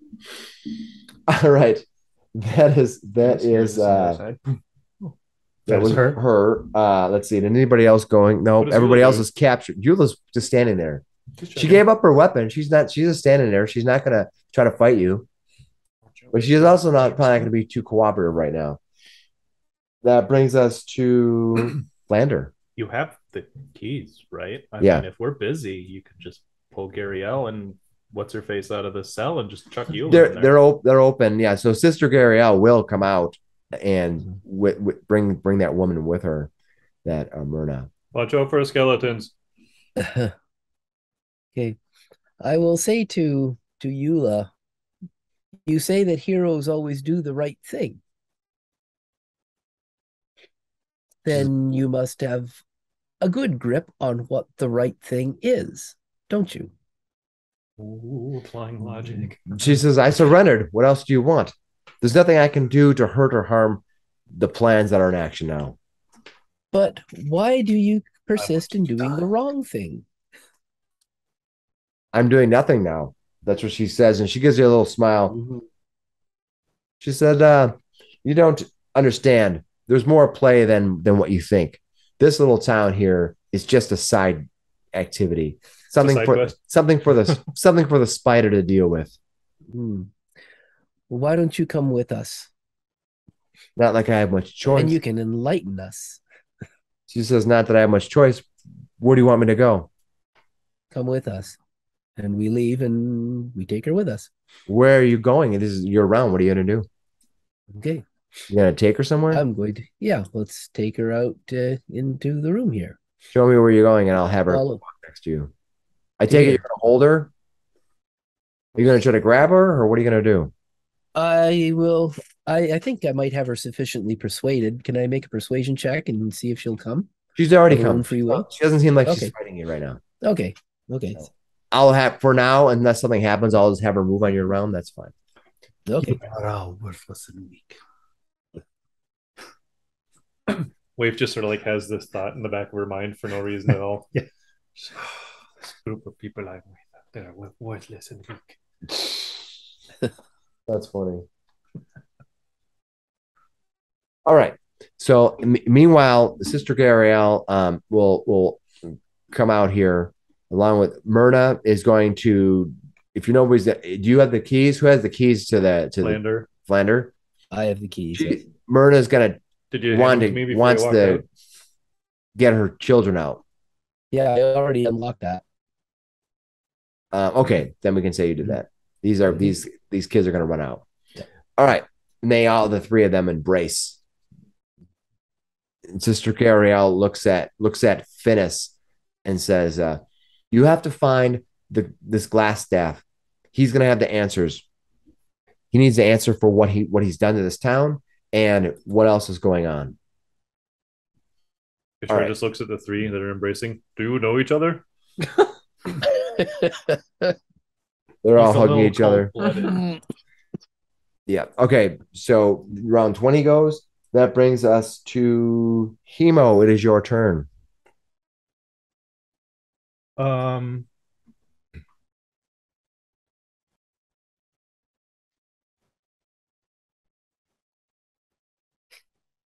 Hemo's gonna walk out to here, call after Moraine. Not very sporting of you. Why can't you finish the job? And he tosses his scimitars up into the air and casts Firebolt at him. The old juggle. Do you have any spell slots left? Because as I heard last time, you didn't have any. Firebolt is a cantrip. Nice. Bolt that wench. 1d10 fire damage. 17 to hit. 17 will definitely hit. 10 fire damage. Whoa. 10 fire damage. And I use my bonus action to recall my swords for a perfect catch. So I juggle my swords, fire a firebolt, catch them perfectly. You think that this fire damage did nothing to her? Oh.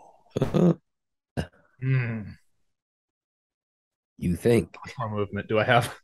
I don't know. You went to here like 5, 10, 15, 20? 5, got about 10, 20. You went to 20 so far. So you have like two more squares? Dang it. She will get further away. All right. Yeah, I'm giving chase. Hemo's mad. He's giving chase. Get back here, Moraine. All right. Don't burn the cinder on me, will you? Nice. All right, that brings us that is Hemo. That is now 15. That's Waif. 15, Waif. What are you gonna do?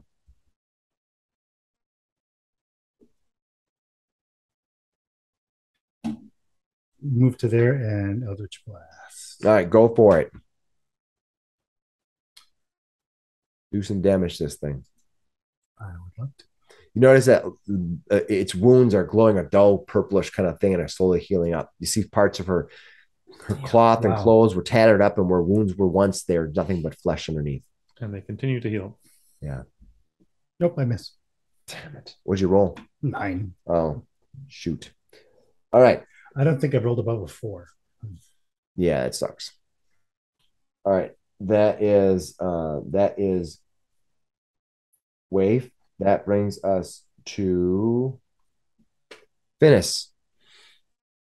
Finis is he's gonna bust through this door, not see anything.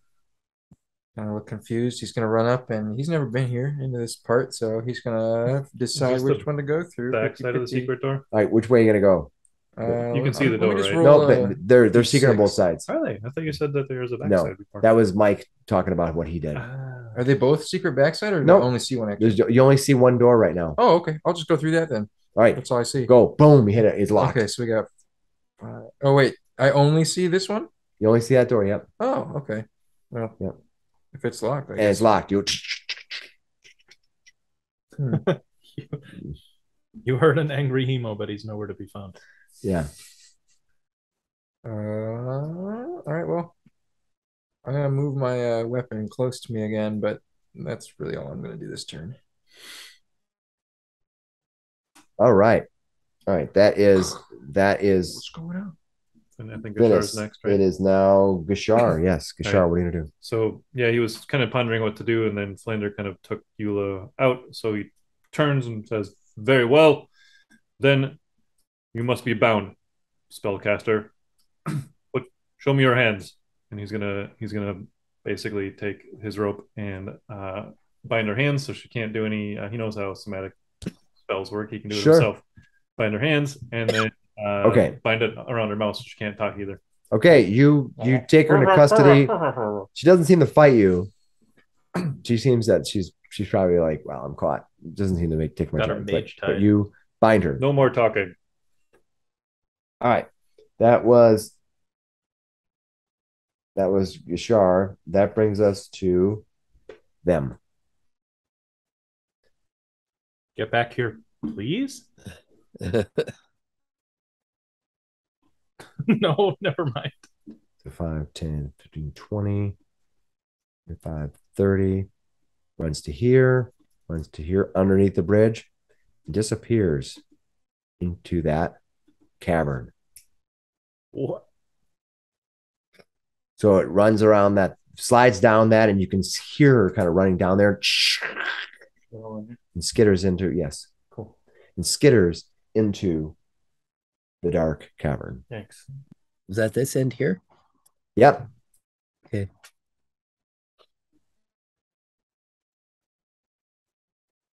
All right. I think not going to lie. I was expecting her to just keep on running out the door. All right. So my question comes to you. Are you going to pursue her into that dark cavern, or are you going to drop out of initiative? It's your choice.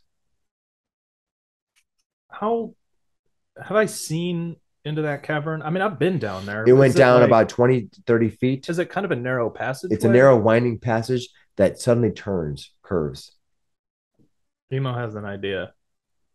And maybe he's just ticked off, but he's going to find some barrels or crates or something. He wants to kick them down to block the entrance to that cave. All right, so technically you're dropping out of combat. Yeah, Hemo looks at Waif and he's like, I don't think we're going to get to her today. Not with that attitude, no. He's got like a barrel poised over the edge of this. He's like, I don't want her coming out at us. I want her dead.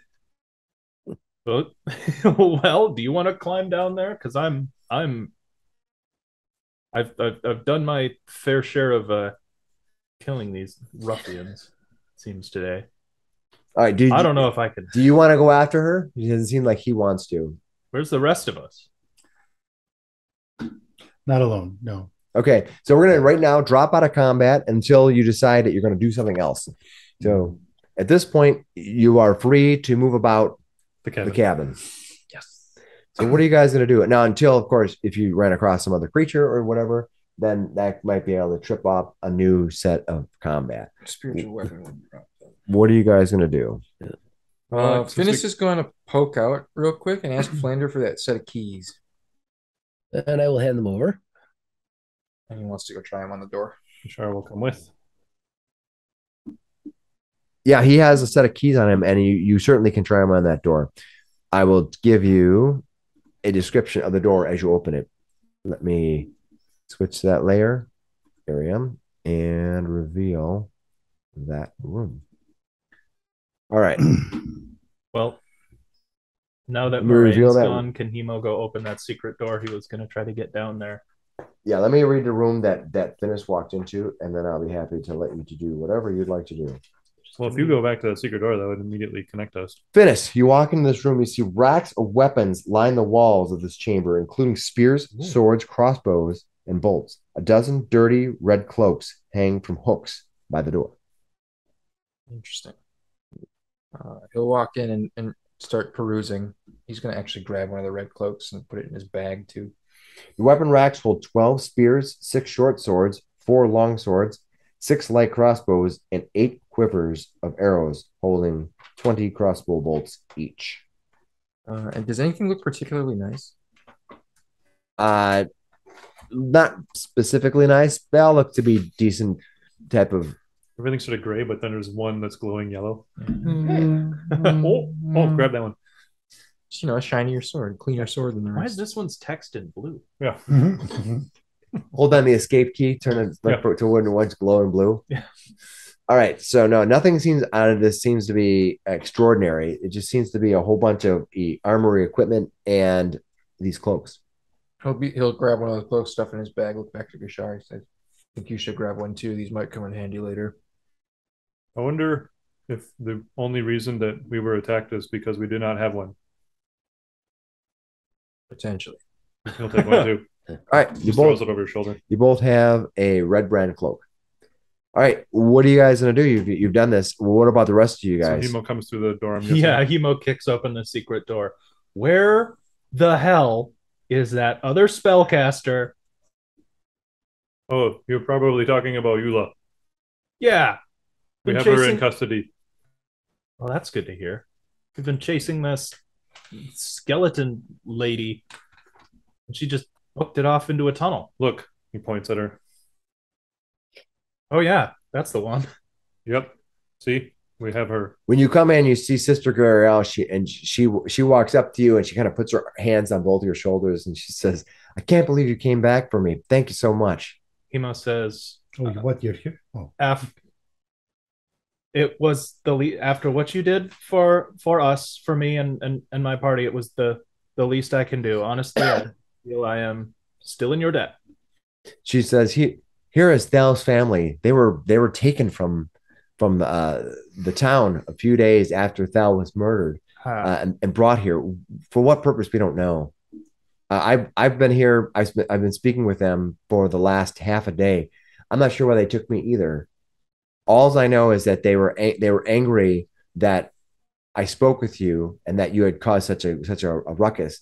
And then they took the body of Sildar. I don't know where the body went.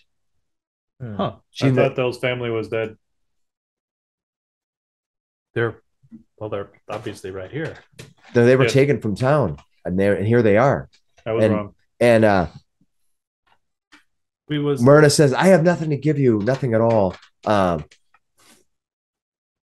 There is an item within my house that my husband was working on. I don't know if it's something of use to you. I can show you to if you'd like. It is. It happened to be a glass rod.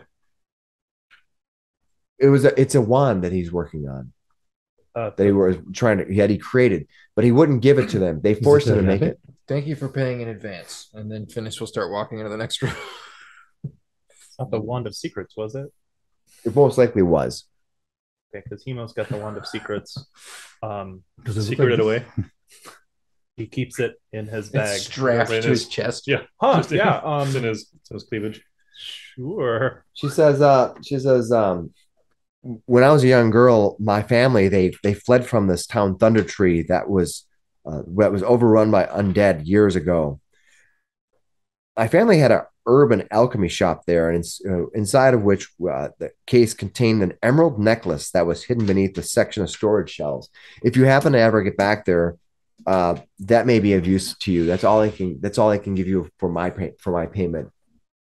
Oh, was this in the house they destroyed? In my house that we had this alchemy shop there, but we fled when the undead raided Thunder Tree years ago.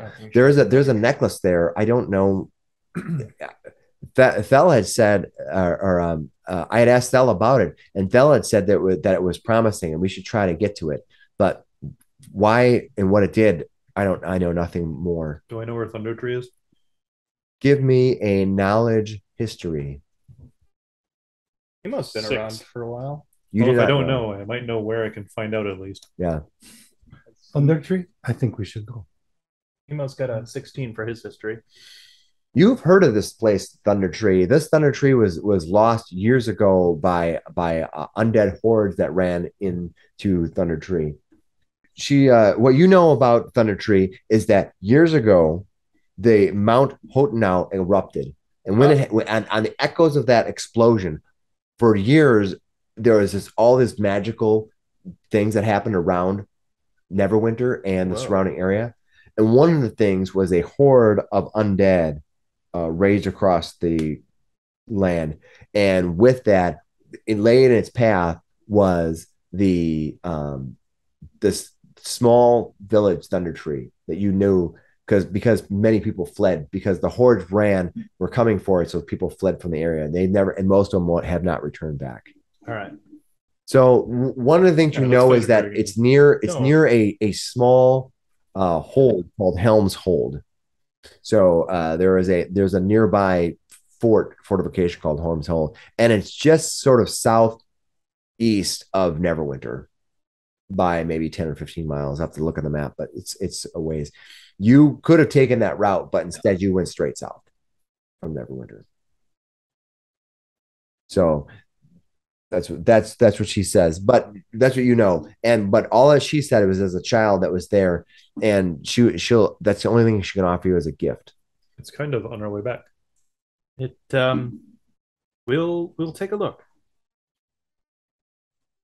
She says that, but you can keep that wand or whatever the thing is that they wanted. I want no part of it. It was the ruin of our family. Del didn't want to make it in the first place, but he had no choice. What about the pearl? Oh, you mean Hemo realizes that they weren't actually. Was it this? He pulls out his wand of secrets that he got. She says, yes, that was it. You've been to my home. What about the pearl? Yes, we have that as well. The what? The pearl. What pearl? There was a pearl. What pearl? There's no pearl. I do not have a pearl. There was a second item that we got from the basement. Yeah, that was a ring. A ring? Oh. Yeah. I thought it was a ring with well, you're awkward, so I wouldn't. So I'm not. You probably would have thought it was a pearl. That's fair. Yeah. Pearl is ring in his language. Was it a ring with a pearl? She doesn't know what you're talking about. Can we have that though? No, I don't want us to steal from you. She doesn't know, and she says, "I don't know anything what you're talking about. What ring are we talking about?" He looks at himself. He doesn't have it. Looks around. I don't have any rings. It's in the way of juggling. Connor has, I believe. Colin has, I believe, and Colin is nowhere to be found. He's not around right now. That's where Finis is going. He's looking around. He's like, I thought he was following us. You're not sure where he went. He disappeared somewhere. He's basically trying to say, like, it was not being used, but I don't want us to steal from you either. She says, I don't even know if I'm going to stay in this town. I'm going to perhaps go back to my sister in Neverwinter. Well, Myrna, I know it's been a lot of trouble over this little thing, but this wand, we would not have been able to find you here without it. So in a way, Thel's work definitely helped.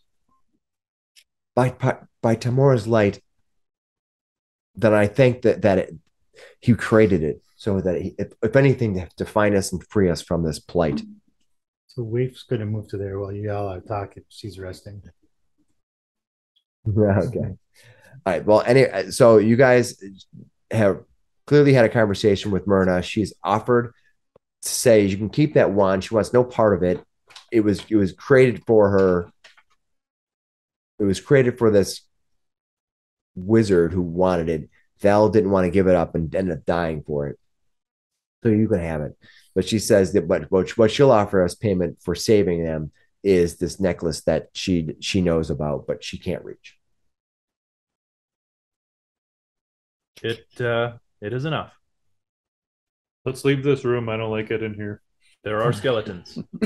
He starts walking south. All right. So you can. Where do you want to go on this map? He's gonna let the rest of the party know that that necromancer, whatever the heck, she was the warlock. Yeah, the warlock, the one who did all the skeleton stuff in here. That was her. You sure we'll kick all the skeletons warlock. down We the chased trap. her down into the. You want to throw the skeletons down the trap? Yeah. All right. When you take the skeleton out of this room, it disintegrates immediately.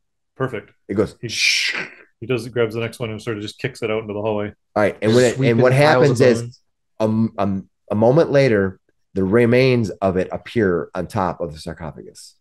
Uh-oh. Look out. What? Guys. Oh, dear. Guys, look out. Hemo just... Is it a corpse still at this point? It's on top of the sarcophagus, it's a skeletal mass just sitting on top of the sarcophagus. Kishar looks at it, and he just slowly grabs the red cloak, and he puts it on. All right. Hemo looks around to the rest of the party like, he's just gonna try to pick up the skull and throw it across the room. To pick up a skull of what? He's just if one of the returned skeletons, he's just gonna try to pick up the skull and punt it across the room. Just keep them separate. All right. Gotta keep them separated. Nice. All right. You pick up the skeleton, you throw it across the room. It hits, it rolls around, fades into dust, and then appears on top of the sarcophagus next to the body a moment later. Yula, are you doing this? She says, no, this place is cursed. Well, she's gonna... Oh, yeah. You're right. She goes, You know what? How about you might need to nod one way or the other. She goes, how about yes or no, Yula? Would you die if we kept you in one of these coffins? If we just put you in here, put the lid on it, called it a day. Yeah, would you die? Fair enough. That's what she's kind of doesn't understand a single thing. She's arguing with you, but she's been well gagged, so you don't hear anything about it. I grab this guy and throw him down the pit trap then. All right, you grab the body and throw it down there. He has a bow next to him. He stays down there. Yep, you can move him. I will move him. And he feels better. Didn't ask to search it. He threw the body down there, and that was it. He had a cloak. Did we frisk Eula's pockets? You were standing next to him. No, you did not. I guess we'll do that. Actually, that's a good. Got nothing special. No all right. Up her sleeve. Actually, that's a good tricky spellcasters. That's a good point. Actually, I'm making up this rule right now. A defeated wizard, I get your spell components. You have any on you? You have it? Hey, is there a diamond in there? She is not a wizard. She is a bard. Damn. And what she has on her is a dagger. She has a small drum, a hand drum on the side. She has traveling clothes, a backpack, bedroll, candles, rations, water skin, a disguise kit. I just realized that if she's a bard, her ability might not be singing, it could be dancing. And then I wouldn't have bound her properly for the dancing maneuvers that she could do. Crap. You could always just break the ankles. That's true. We're not going to harm her. Hobbling? Is it hobbling, as they call that? It's just hobbling her, that's all. No, I have brought her out here and I've offered her our protection. We're not harming her. Much. She goes, you offered her your protection. She's saying, keep an eye on her. Oh, I intend to, but she has information that we could use. Well, let's get out of here. Gishar wants this. Yeah, he's like, let's go. Where are you going to? Hemo does tell the party about that witch, though, the warlock that ran down there. What? Yes. You did not kill her? She animated more of the skeletons. Yeah, the warlock went off into that crevasse with the weird eyeball creature. It got really cold down there, and I don't know where that tunnel leads, so I couldn't follow her. He could. He just didn't want to. Yes. I'll fight many things, but yes. But the dark cold cave you don't like? So scary. Big bad fighter. Gishar comes back. It was into the tactically room irresponsible. I was going to back you up. Either way, she's probably still down there. You think? Well, she could be anywhere else. She does like to teleport. Wonderful. All right. Is anybody injured? Yes. Do we have a short rest? Well, you can decide what you got to do. Are you guys going to wait an hour? Myrna does not want to stay down here if she can help it. She would love to return back to take your children, return back home. We still have good areas. We didn't search. If we're going to take a rest, we could at the very least put some watches up at that cave entrance. No, we're not taking a rest in here. We still have some rooms to clear. We should be bailing. We could go back out the front where Glassstaff went. Did you not see any other red brands out there? But out in the main cavern area? No. No, he said out the front door. Oh. I don't know. Never got a look out there. I think when Alan described it, I think it was just one person running. It was just one person running. They ran into the night. Running, just booking it alone into the woods. But if I recall the map correctly, it's sort of up on a hill and then it kind of heads down a winding path. And and you were actually this is actually to the backside. It exited to the backside, so it's actually going east exit away. Only. Yeah, exit only. So Glassstaff is like the brand muffin of this whole thing. He's just passing through. All right, so out the back door. So so the front with the trail that you were thinking about would be more like on this end. Right, we have to kind of run around the building then and head out that direction. Yeah, so this would be the front, and this would be more like the back more toward the back. Yeah. Well, at least it's internally consistent. Right. North is north still. Well, I guess if we'll head that way, I guess we can check out that cave on the way. Right. You can tell me about where you want to go and position yourself. You have these three. You have Myrna and her two teen children. We should get you to safety before we start anything else. Sister Gariel says, I will take them back to town if you can lead us back out of this chamber. Is this Glassstaff outside of this area? Do we know if he's going to be a threat? I think he ran to the manor. Well, you are underneath the manor, sir. He fled. You saw him fled east, right? Is that what he saw? Yeah, he saw him fled east into the dark. Outdoors. Yeah. But also, when you were looking outside, you were looking to the east, and he fled further to the east. Yeah, you saw his glow of his light fading off. And we need to head west and towards town. So Gishar would say, well, then let us head to town. Don't we want to search this whole place? Not with children. Well, we can. I think. I am a child. They did not. You are no ordinary child. Little ones, do you have fireballs? They're teens, and they look up at you, and the one woman says, the one young woman, the teen woman says, no. See? And the boy kind of smirks a little bit. So I like her. What's that? But she has attitude, so I like her. Yeah, she probably does have some tools. Myrna says, Gariel, can you get us out of here? I actually think we have a good escape route. I don't think they knew where this was. The tunnel we came in. The entrance to that was hidden. was marked with a hat. Somebody told us about it earlier. We just were bad at locating it. I'm pretty sure they knew about that entrance. We have it now, though. It's better hidden now. We took the hat too. Good idea. Let's exit the way we came in. I think it's more hidden than any of the doors. Sister Gary says, I could take Myrna and her children back to town if you can just show me the way out. Yeah, let her take it. The Harper has to be good for something. Come on. Do you? Finis will lead everybody back through that little pool room and that secret door they busted through when they were chasing the last staff. I sure.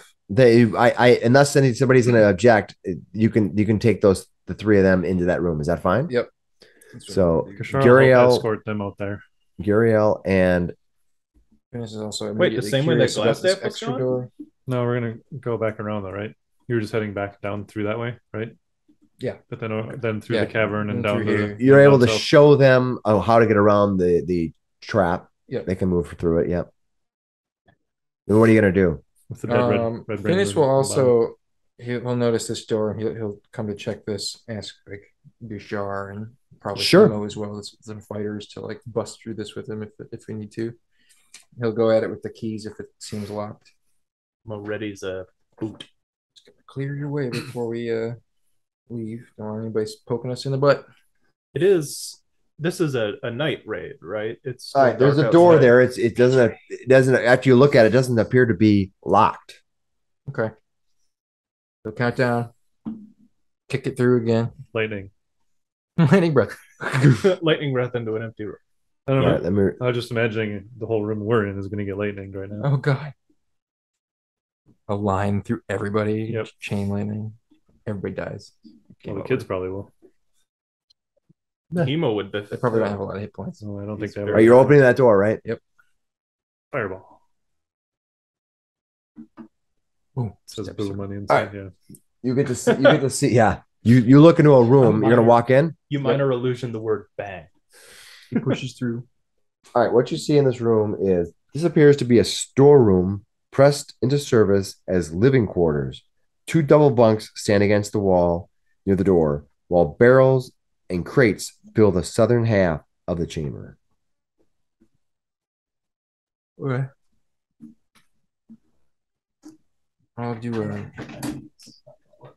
a perception roll to, or do you want to investigate? Yeah, give me a perception roll. Perception, just to check for bogeys. 19. All right, you do that roll. You don't see anything more.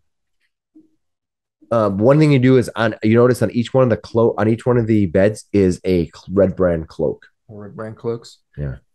I yell back out. Who doesn't have a cloak yet? I'll bring the 2 out. Hemo doesn't have one. All right. Hemo has one now. Waif does not take one. It's for subterfuge. Kashar takes his back off. Do you think they'll think I'm one of them? She points at her horns. For the skeletons. Put her skin. He pulls the hood up on it. Looks at the size of you. The size of her. It's like dragging on the floor. All right, he'll toss it to Flanders then. Okay. I'm just saying. All right, Gishar goes to the door and pushes that one open. No problem. Let's all right. Go. You easily can do that. What would you like? I mean, is there where do you want to go next? Do you want to take her? Do you want to leave Sister Guriel and the 3 and Fell's family out to that tunnel? The tunnel across. Right, you can easily do that. So go ahead. Coming with Yula. Yeah, we're coming too. Okay, good. Just checking. All right. So go ahead, and they were going to move to this area, unless you have some other reason why anything else you want to do. Mm-hmm. They'll easily be able to move to this area. Do we know anyone? They don't have a light source though in town. Other Sister Guriel. Bring Yula with me. Safe place for these people to stay. Sister Guriel says I can take them to the Coster. They've already extended themselves quite a bit, but that's all I can think of. Or perhaps she's gonna look in a book. Well, unfortunately, I hear long distance running is all the rage these days. She says Halia might be able to help us out. Yeah. She's been good to most of the people in town. She runs she runs the exchange. And there are I know she has at least 2 beds in the back of her small area but I don't know if she'll be able to help or not. Have they any run-ins with the Red Brands? Who's that? The person who owns this shop. Nobody messes with Halia. Was it the blue line? No, that he's talking about the miners exchange. Well, that sounds as good a place as any. Hemo gives Myrna a torch. Kishar asks and says, "Oh, I have one lit, so we can easily light the second that way." Yeah. Sure. He said he kind of goes, "Do they have beds there?" And I'm bringing Yula with me. You'll have to forgive Geshar. He doesn't sweat like we do. All right, Yula will be with you. All right, that you're gonna. So I'm gonna move them from the map. Hemo wants to just suggest. I think you should run straight to Halia's and don't involve the town master. Don't talk to any strangers. Or strangers, actually. Yes, that's a very good Don't point. stand so close to me. Just get there as quick as possible. She says the town master's in jail right now. Oh, good. The town put him there. We're not sure what's going on. Well, he was as of before I was captured. I don't know if he still is. I guess just lay low. It's going to be crazy around here for a little bit. All right. Just do you require any weapons? Here, actually, he'll pull the dagger that he got from Yula. Okay. I'll hand that to her. All right. She takes it and she says, "Thank you." Would you like another one? How many can you use? She hands one to Myrna. She takes one and hands it to Myrna. Okay. And she says, "This goes straight outside this hall, this cavern." I mean, if that's south, it gets very narrow. It's gonna get really narrow, and then you're gonna take a hard right out there and run west. You should get to town. Okay, I think I know where I'm at. Thank you. And then Finis will flick a gold coin at Gario and say, Tamura, it's Tamura, right? Tamura, yeah. Tamura will help you. Will help you back. And flick a coin at. She smiles at you. Luck to you both. Be well. Tamura's blessing on you. Could I possibly send Yula with them? No. No. She stays with us. No. Okay. Very well then. Do not trust her.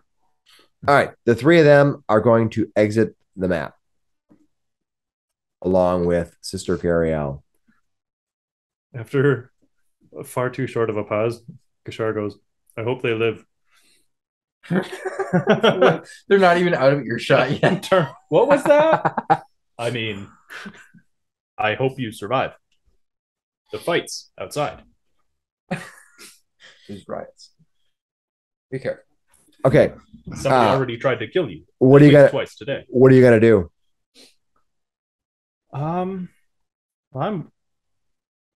We still have one area left up here. Why those zombies? You know what Hema wants to do? Hema wants to go see if that goblin's still there. The one that passed out. The goblin that was getting bullied. Oh yeah. We kind of saved his ass. Maybe he's got some answers. I'm going to give a 50-50 chance that he's still there because I actually didn't determine that. Yeah, I mean, how long does sleep go for? Okay. I looked that up a minute ago. It goes an hour? It lasts 1 minute, I believe. 1 minute? Okay. So but he didn't have sleep. He passed out. Oh, you're right.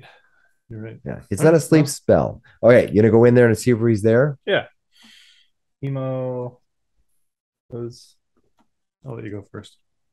He's not going to charge in. He figured. Hello, little sleepy. All right. You walk in there and he's gone. You don't know where he went to. Hey, Kishar looks up in this room over here. So this bard is human? Let me move the map. Oh, Yula? Yeah. All right, the map has been moved over enough. What's that? The bard Yula is human? Yula is human, yeah. So she's back here in the dark with Flander and with you, yeah. Well, Flander can see you because Flander can, yeah. But she can see in the dark. Yep. But can she? No. is she not just like, is she uncomfortable in the dark? Just seems to be walking. She's being pulled around by Flanders. She's clearly not able to see. Okay. Yeah, not that you can see. Yeah, she hasn't.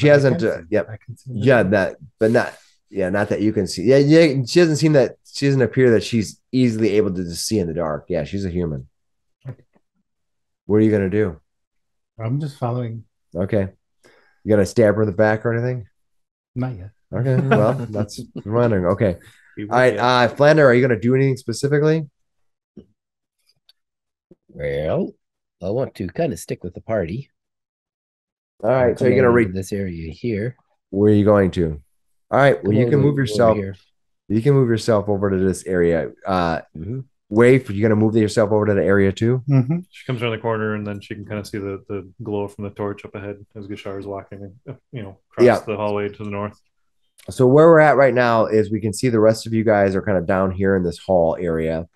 The Flander and is pulling Yula by her bindings, and sort of retracing our Wave steps. will trip her every once in a while. Just trip her in the dark, so she stumbles. Yeah, she does that. It must have been a rock. It was difficult terrain. Gets tripped, and you hear her kind of and the whispers around her in pitch blackness. Yep. Oh, that's Well, it's not pitch black now, but right now she can see a little bit. But yeah, she's walking over that bridge. This thing was dark. Well, you got into the main corridor. He just walked into that room, but it's sort of Gashar's walking north, so it's like you can see the fading going away as they walk north. Okay, so where are you guys gonna go? North.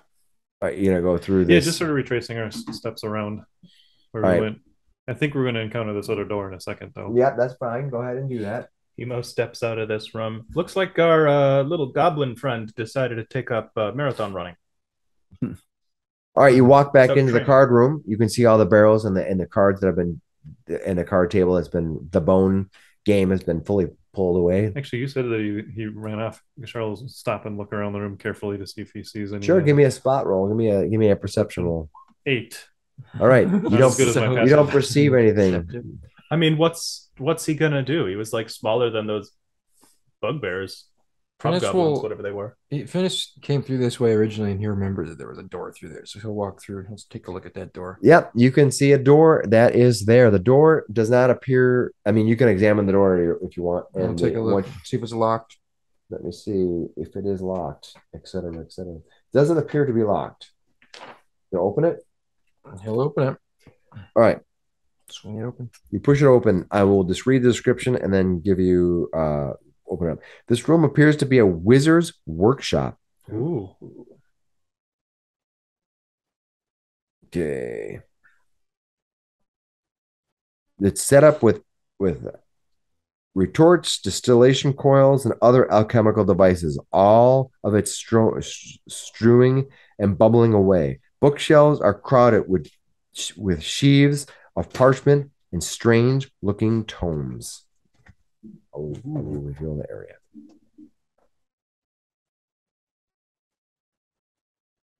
Be careful with wizard shit now.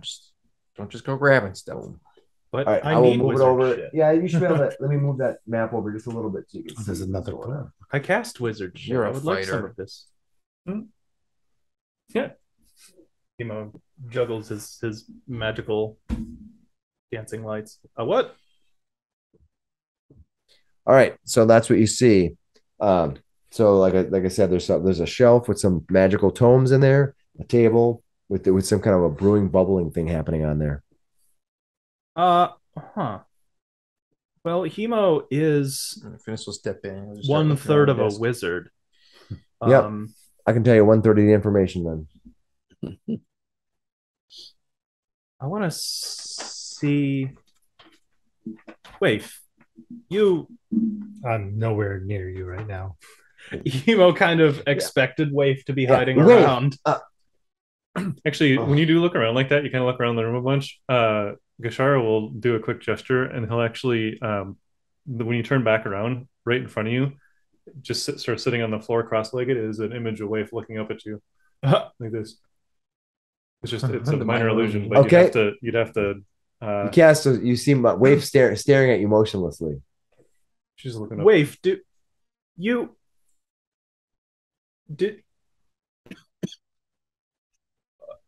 whatever. Did you used to read books before you got that crazy one you seem to be carrying around all over the place? So she Actually, you don't see it. Oh, I don't see it. She doesn't answer anything. You much of a reader? Do warlocks do books? Gashar will walk over like this, and then he'll look at you, and then he'll put his hand through her. Oh. All right. Hemo's gonna, I guess, look for a warlock spell book in here. Anything that looks. All right. Looking through. Hemo thinks maybe he can figure out what Moraine can do, if there's any clues to what sort of spells she can cast. Was a wizard. Oh, this could be his. So Gashar is a wizard's apprentice as well. Yep. He's a sage, so he'd probably know what a lot of this stuff is too. All right. You're looking through this. You can see most of it is actually mundane history in books. And it looks like it was probably collected here over time, and probably not been here much longer than the supposed month or so that you've heard this glass staff being around. So if it's glass staff stuff, it's probably been here for a while. You look through it, and it doesn't have any fundamental values. It will give you, using these books and materials, it will give you a advantage on history rolls in the local area. Okay. So it's just a reference library, really. However, you do see that on the desk there holds 3 rare agents: mercury, dragon bile, and powdered nightshade. Together, they are worth some reasonable amount of money to apothecaries or alchemists, maybe about anywhere between 20 and 30 gold. Powdered what now? Mercury, dragon bile, and powdered nightshade.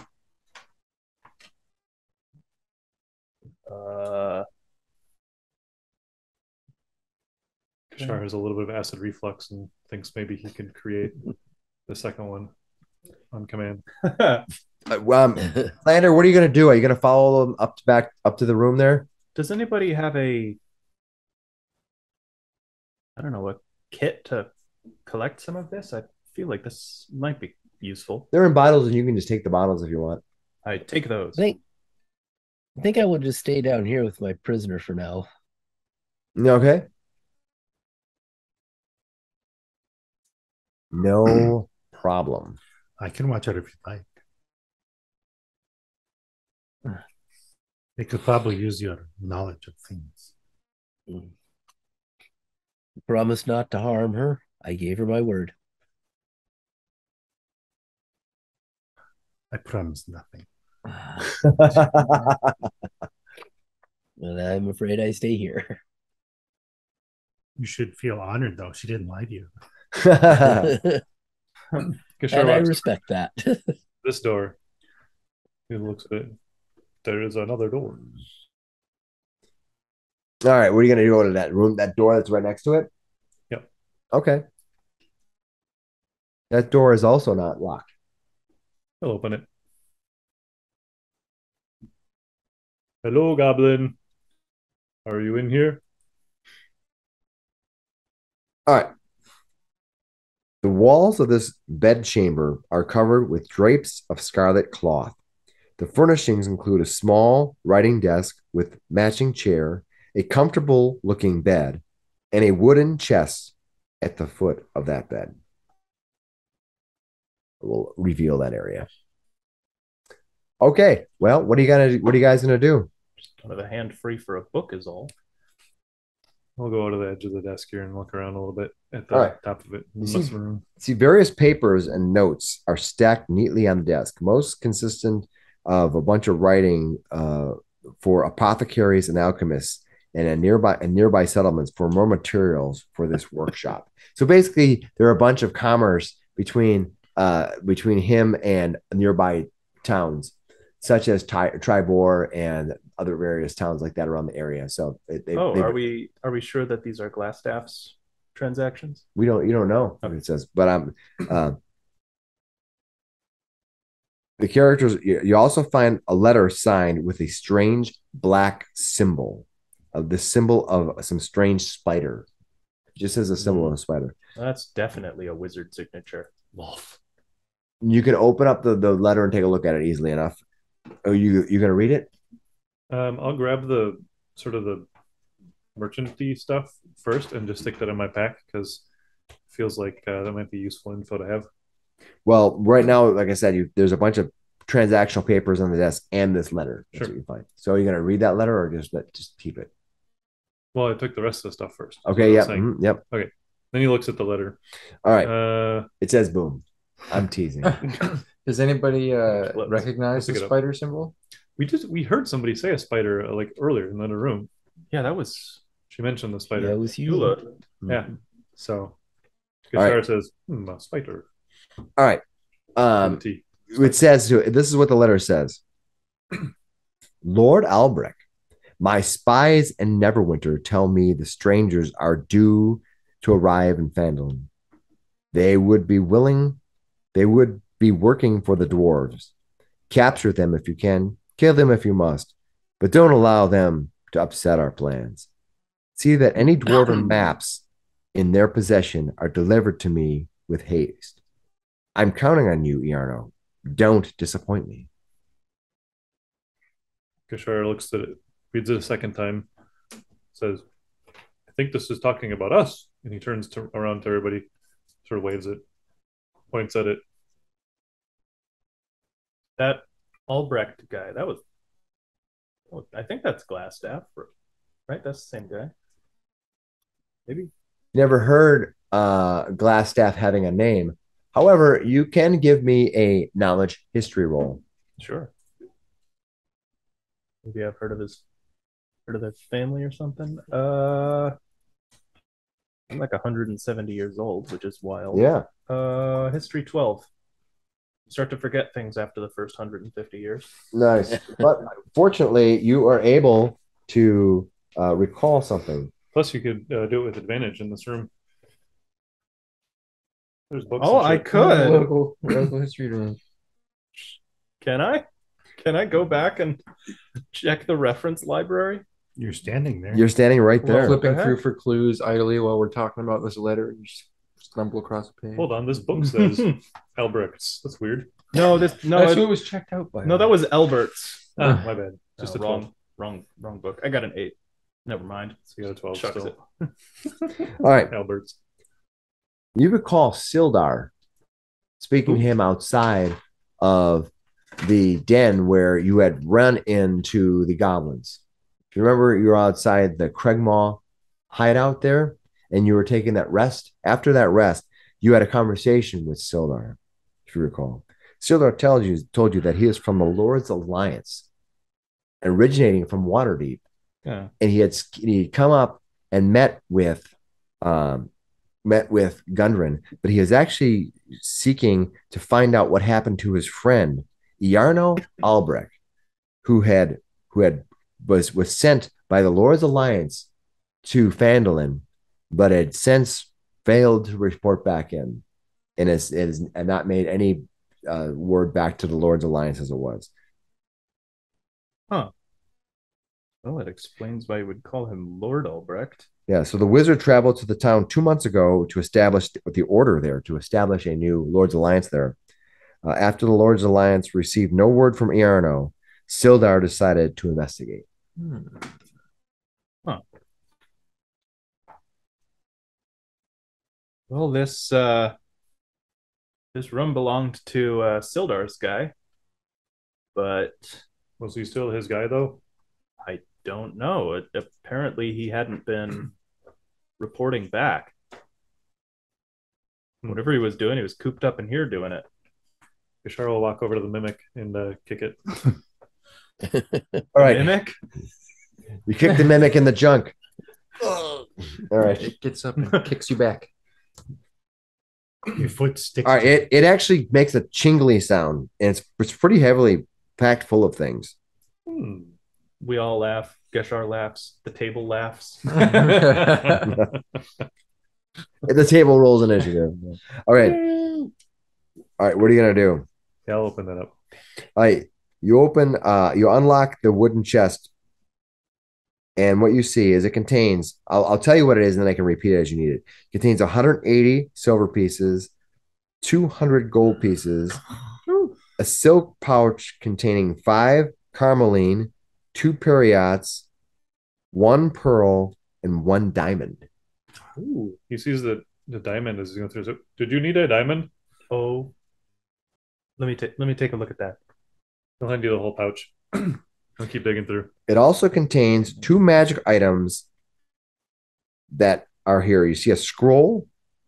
You see 2 separate scrolls. You know instantly that these scrolls are probably arcane spells.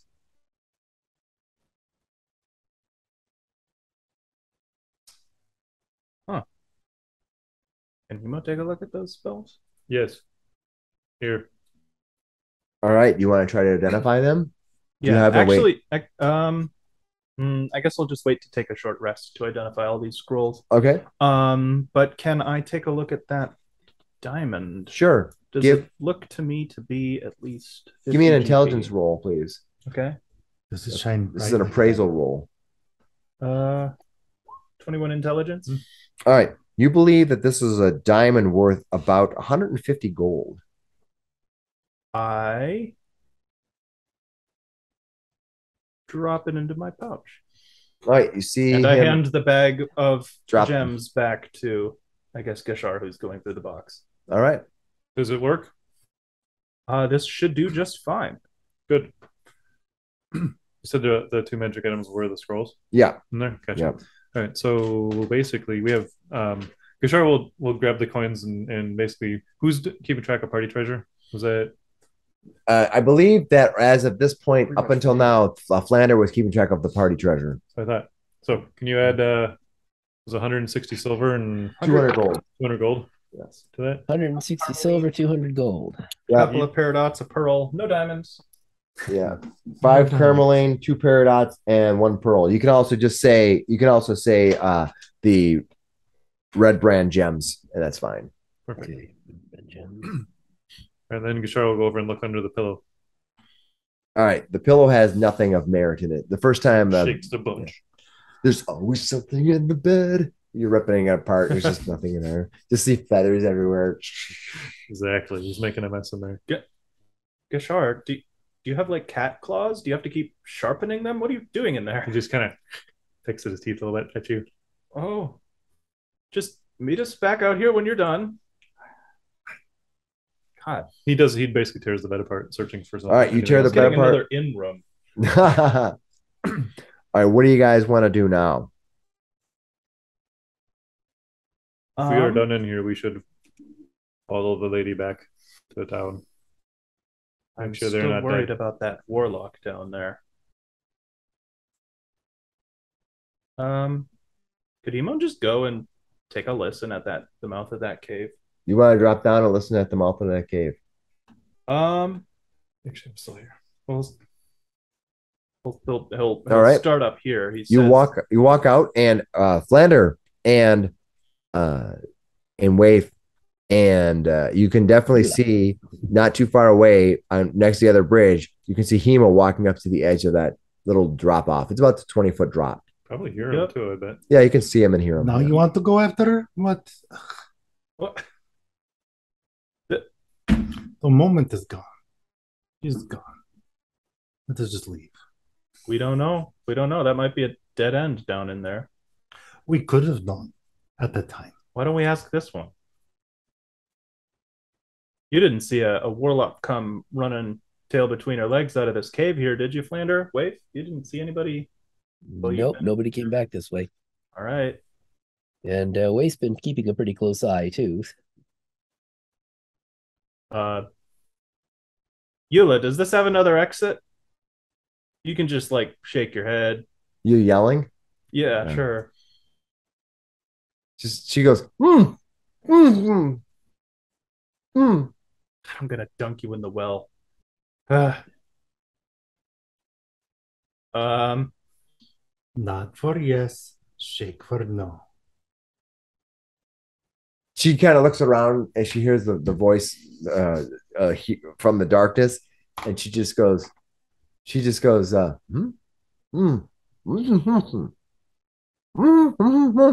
Actually, Yula, I've got a fantastic idea how you can be very helpful to us. Are you gonna walk down over to her? Yeah. Okay.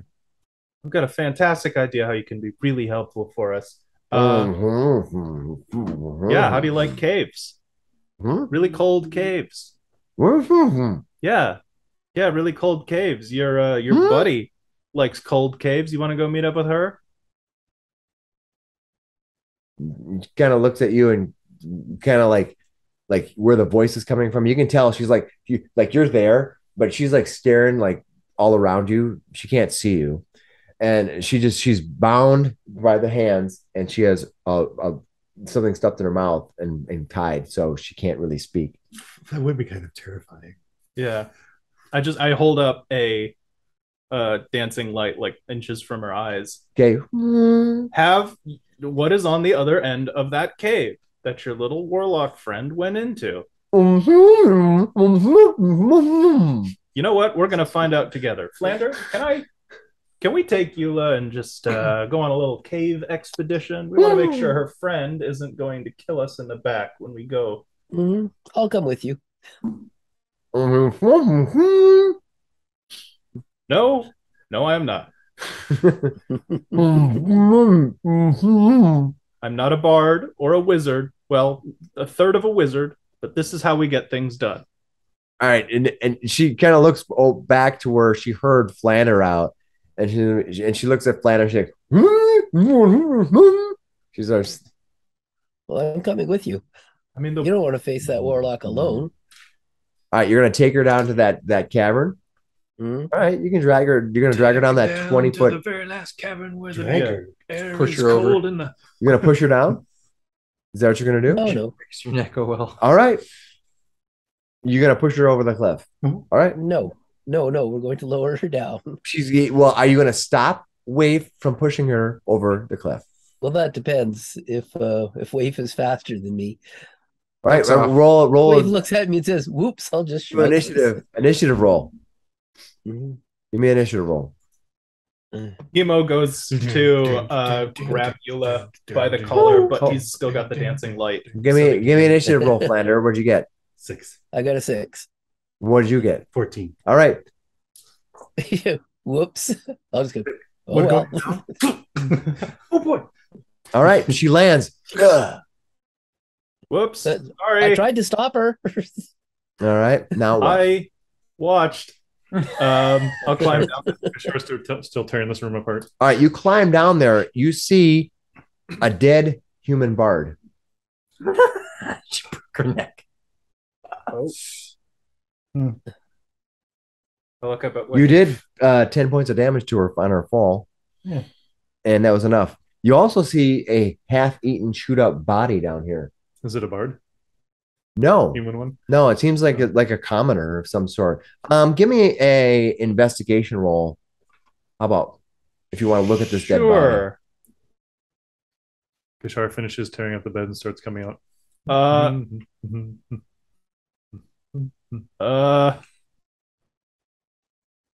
Wave looks over at Flander. She should have landed better. True. Okay. She could have been of value to us, but it's too late now. What did you get? No, I'm just trying to decide if Hemo has anything to say about that blatant Death? Bit of murder. You know what? What She happened? hit me really hard. I'm gonna let this one slide, I think. Okay. Well, I mean, she was a hostile. I mean, I got a Didn't seem 14 like she wanted to give us investigate. any info anyway. She was going to. Well, the little girl said she had a knife to her throat. Okay. Well, What you see here is what happens at the bottom of the pit stays at the bottom of the pit, all right, Wave? I'm not picking her back up. No. so as you get down here, this area feels unnaturally cold. You kind of in your bones as you kind of get there. It's like it's only 20 feet down, but it feels like you've journeyed down hundreds of feet in the temperature change. What you see here is at the bottom, amongst among well-gnawed bones is a half-eaten body. It appears to be a human, appears to be some kind of a commoner, wearing similar clothes to what most commoners would wear around Phandelver in the area. But you do notice that in his pocket is a small, tiny little box. You can kind of see it kind of half spilled out as it's laying here. Huh. Well, I'll pick it up. All right. And I guess I'll look in it. What's in it? All right. You open the box. It seems to be just a few delicate tools for working on something. Well, I'll just pocket these. Give me a knowledge history roll. Give me a history roll. Okay. Well, they're not. I don't have a lot of tool proficiencies. I guess there's no chance. History 22. All right. These look surprisingly similar to the tools that were in the basement of Fells. Fells. Fell was the wizard who made the wand that you carry, the wand of secrets. Is that one? Oh, yeah. I flipped the body over. Does he look similar to the? Does he seem to have any resemblance to those kids? Give me a wisdom roll, straight up. You're looking at an eaten corpse, Half-eaten. half-eaten corpse. That's over a week old. You're not sure. It's all puffy. It's all been well gnawed on in different areas. Is there anything? I would have been impressed. There's nothing else on this corpse that might be good for an identification. No other like personal effects. Let me see here. I don't think we have like teeth matching yet. No, you don't see anything else. Carrying like a seal. Or a tattoo. All right, from scurrying down the hill, you see Gashar running, sliding down to the bottom, realizing when he gets there that he's in total darkness. I got my torch.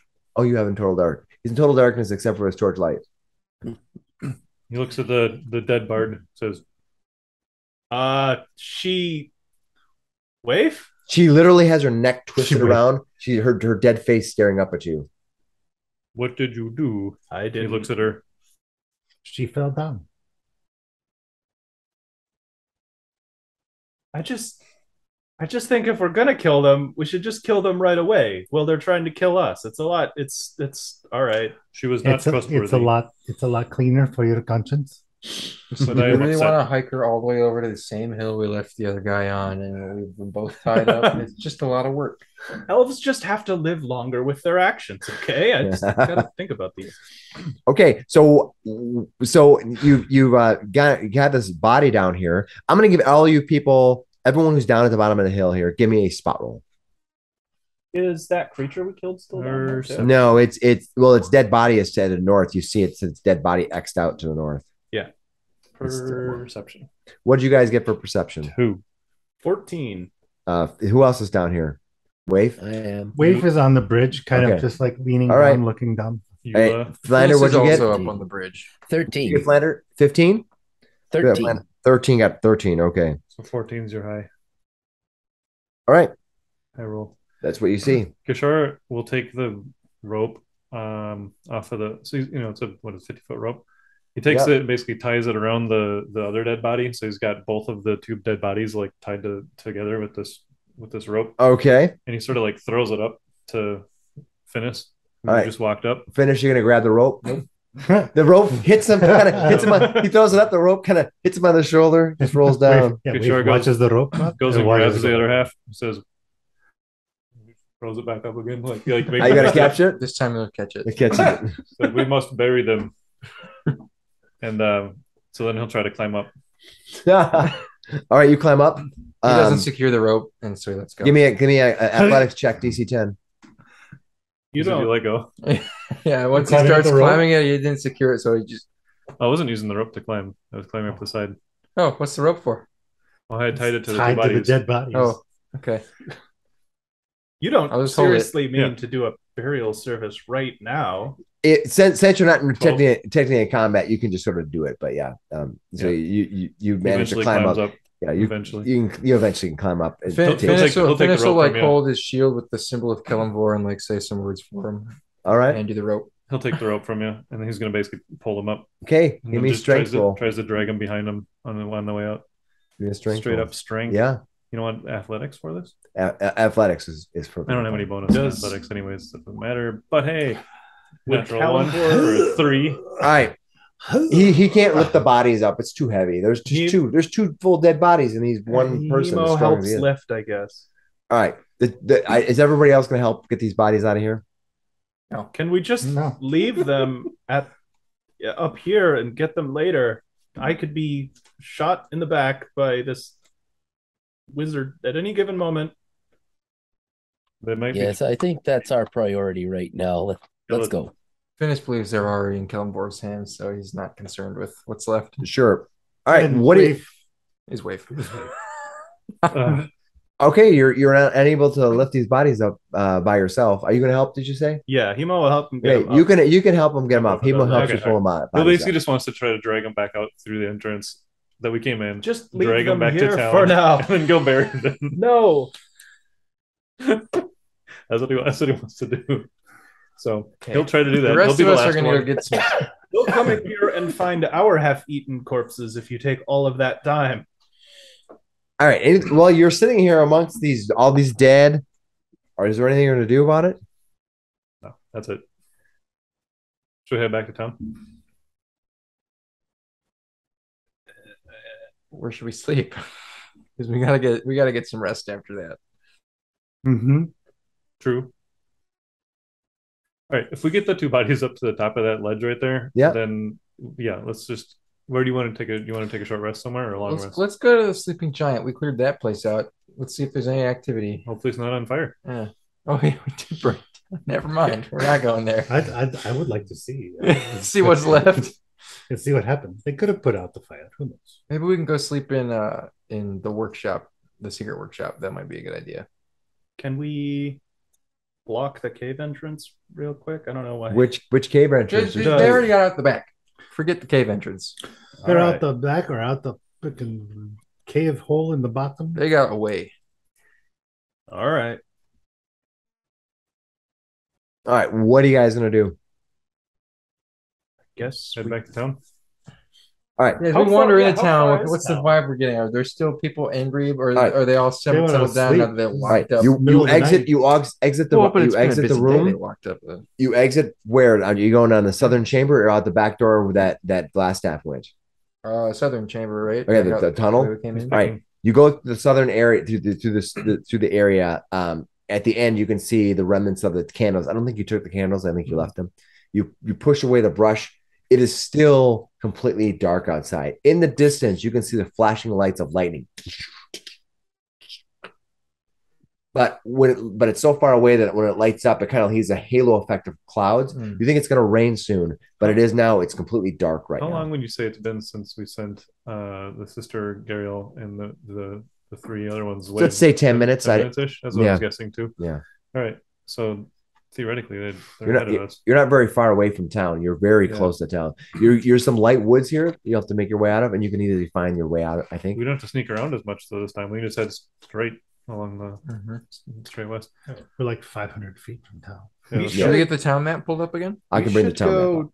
We should go check to see if Gariel and that family made it to the miners' exchange. All right, give me a second. Let me bring the map up. I agree. All right, there you go. You can see the map. What are you guys going to do? Following his lead. We're coming down from the hill, right? Yeah, you're coming down from the hill. And this is the other map that doesn't have everything revealed to you. So. And the exchange is all around the other side of town. There. I don't know. Are you guys opposed to just walking through town? We cleared out a lot of these dudes. I am not afraid. Bring it. Yeah. But we're just going to strut down the street, like literally just follow the path straight through the middle of town and head towards the exchange. I think we've got a bit of a swap through the red brand. Yeah, why are we... Y'all can strut, but Hemo's still bleeding. So... He's not going to strut. Kashar will hand you his potion of lesser healing. Drink. What does it sound like out here? Is it quiet? It's very quiet. There's insects. You're getting little bugs here and there. You can hear the crickets chirping around. But in the distance, you can see the flashing lights of the storm coming probably from the ocean, rolling over the plains and over toward Phandelver.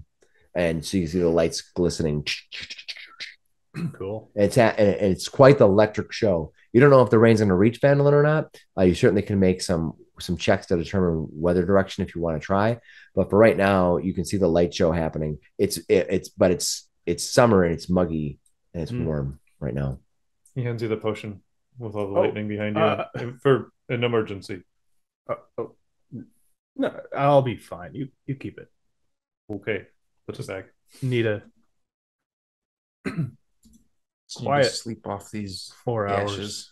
So we just basically walk straight through town past the sleeping giant. We all get to see what that looks like. What does it look like? All right, you're gonna walk through this past the sleeping giant. You can see that the sleeping giant has about maybe fifth of its side completely caved in with fire, and then another fifth of it has sort of been damaged by fire, smoke damaged, heavily damaged. So the southern eastern corner is basically chomped out of it. The second floor is not so bad, but you can see it's all open. Nothing's been boarded up, but a bunch of stuff has been pulled out. So in front of it, you can see all the tables sort of laying out in the middle of the ground right in front of it, and you can see that. However, one thing you do notice is that the barn in the back, the little area that was there before, the doors are wide open, and you can hear the whining of a horse's tail, kind of flapping, the tail flapping. And you hear this. Huh. Waif, does your patron give you temporary hit points when you kill small businesses? It's not small, it's big. Look, it's a huge place. It's smaller It's now. like two stories tall. All right, so where are you heading off to?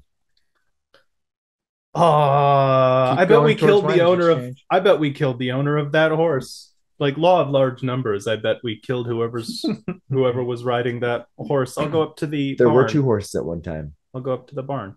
All right, you go up to the barn of the sleeping giant. You approach there. You see one horse there, and you see another empty. You see another empty stall that's there. Do you want to do any checking while you're here? I just want to check to see if this horse has been like abandoned here for a minute. Although it has only been a day, it'd be hard to tell. Yeah, you think maybe for you, I mean, the townspeople probably had to deal with them, and then they got attacked by those bugbears. They probably haven't had a chance to deal with these two horses that used to be here, but now there's only one. Does the horse have feed and water in there? It looks like it, yeah. Why don't you give me a investigation roll? Okay. I just figured this was that's an intimidation. Well, you intimidate the horse. 10 for the horse is not intimidated by your presence. What did you get for investigation? Just a 10. Okay.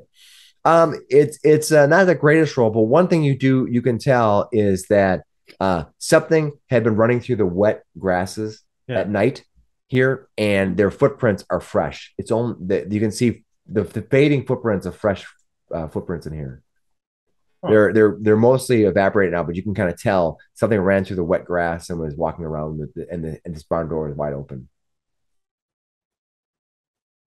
I'm just gonna leave. I'm gonna go back to the road. All right. And do you close the gate or the barn? No. All right. You leave the door open. I leave it as I found it. The horse is just sitting in its stall. I'll just go back to the road. Could have let the horse go. And the other horse is gone. You don't know where the other horse went to. You didn't know there were two horses, but you did. I think you were the one who looked at it. I don't know. It's been there for like a day. It could just be somebody who lives here. Sure. I'll leave him there. But I will report back to the party. When I went up there to check, I think somebody ran away. Lots of people ran away. Like you let them run away. You let them run down a hole. Phineas looks around at the group. You let a guy go with the glowing staff. Whoever that was, I don't know. I don't even know where the hell that guy was. I don't know either. I was busy fighting giant goblins. Yeah, we didn't see him at all. You didn't see him either. I just heard about it. Yeah. Hey, I just had an idea. Do you all feel like giants tonight? I wanted a place to sleep. It is a sleeping giant. Yeah, it's half turned out though. Emo's fucking bleeding. It's the middle of the night. We're all exhausted. He thinks that joke is the funniest thing on the planet. the sleeping giant, because it's the All right, and with that, he just passes out in the inn. And with that, we'll end it. Get right stuff that funny. Well, with that, we'll end it for tonight. So a lot of stuff happened tonight. You're not sure what that situation was with Moraine. How did she have these weird things that were going on with her? Why did she decide running anywhere? Why would she have run down that weird hole? That seemed very strange. She seemed confident at first, and then I hit her really hard, and then she ran away. Right. And then, of course, you could have had some answers from that person that you took into custody. But she took I told you. Took a short step off of a deep over a deep cliff and did not return. Just a short little shove. Where you guys are ending is outside of the sleeping giant. It's in the middle of the night. You're exhausted. I didn't want her to die. I just didn't care if she got hurt. I might get Speak with Dead soon. So. That might be an awesome spell. Man. So we're going to find out, hopefully, when morning lifts over Phandelver and light appears, some more answers are revealed. And hopefully I can get my rope back at that point. So do we go to the caster? I think we go to the caster. Is that what you're that's probably better than the sleeping giant, especially with somebody potentially having spotted us here. All right, we can end with you knocking on the door to the caster, and when the door is open, all you see when the door opens is the face of Gariel, and she's smiling at you as we end. Good. Okay. I like it. Where's Yula? All right, with that, we're gonna close out. Thanks everybody. Once again, like and subscribe. Hit the bell. Hit the bell. We don't ask enough. We always forget one of the things. So feel free to hit the button, all that stuff, and we will see you everybody next week. So hopefully we'll see what happens with this whole situation next week. Thanks a lot, everybody. Sweet. Bye. Till next time.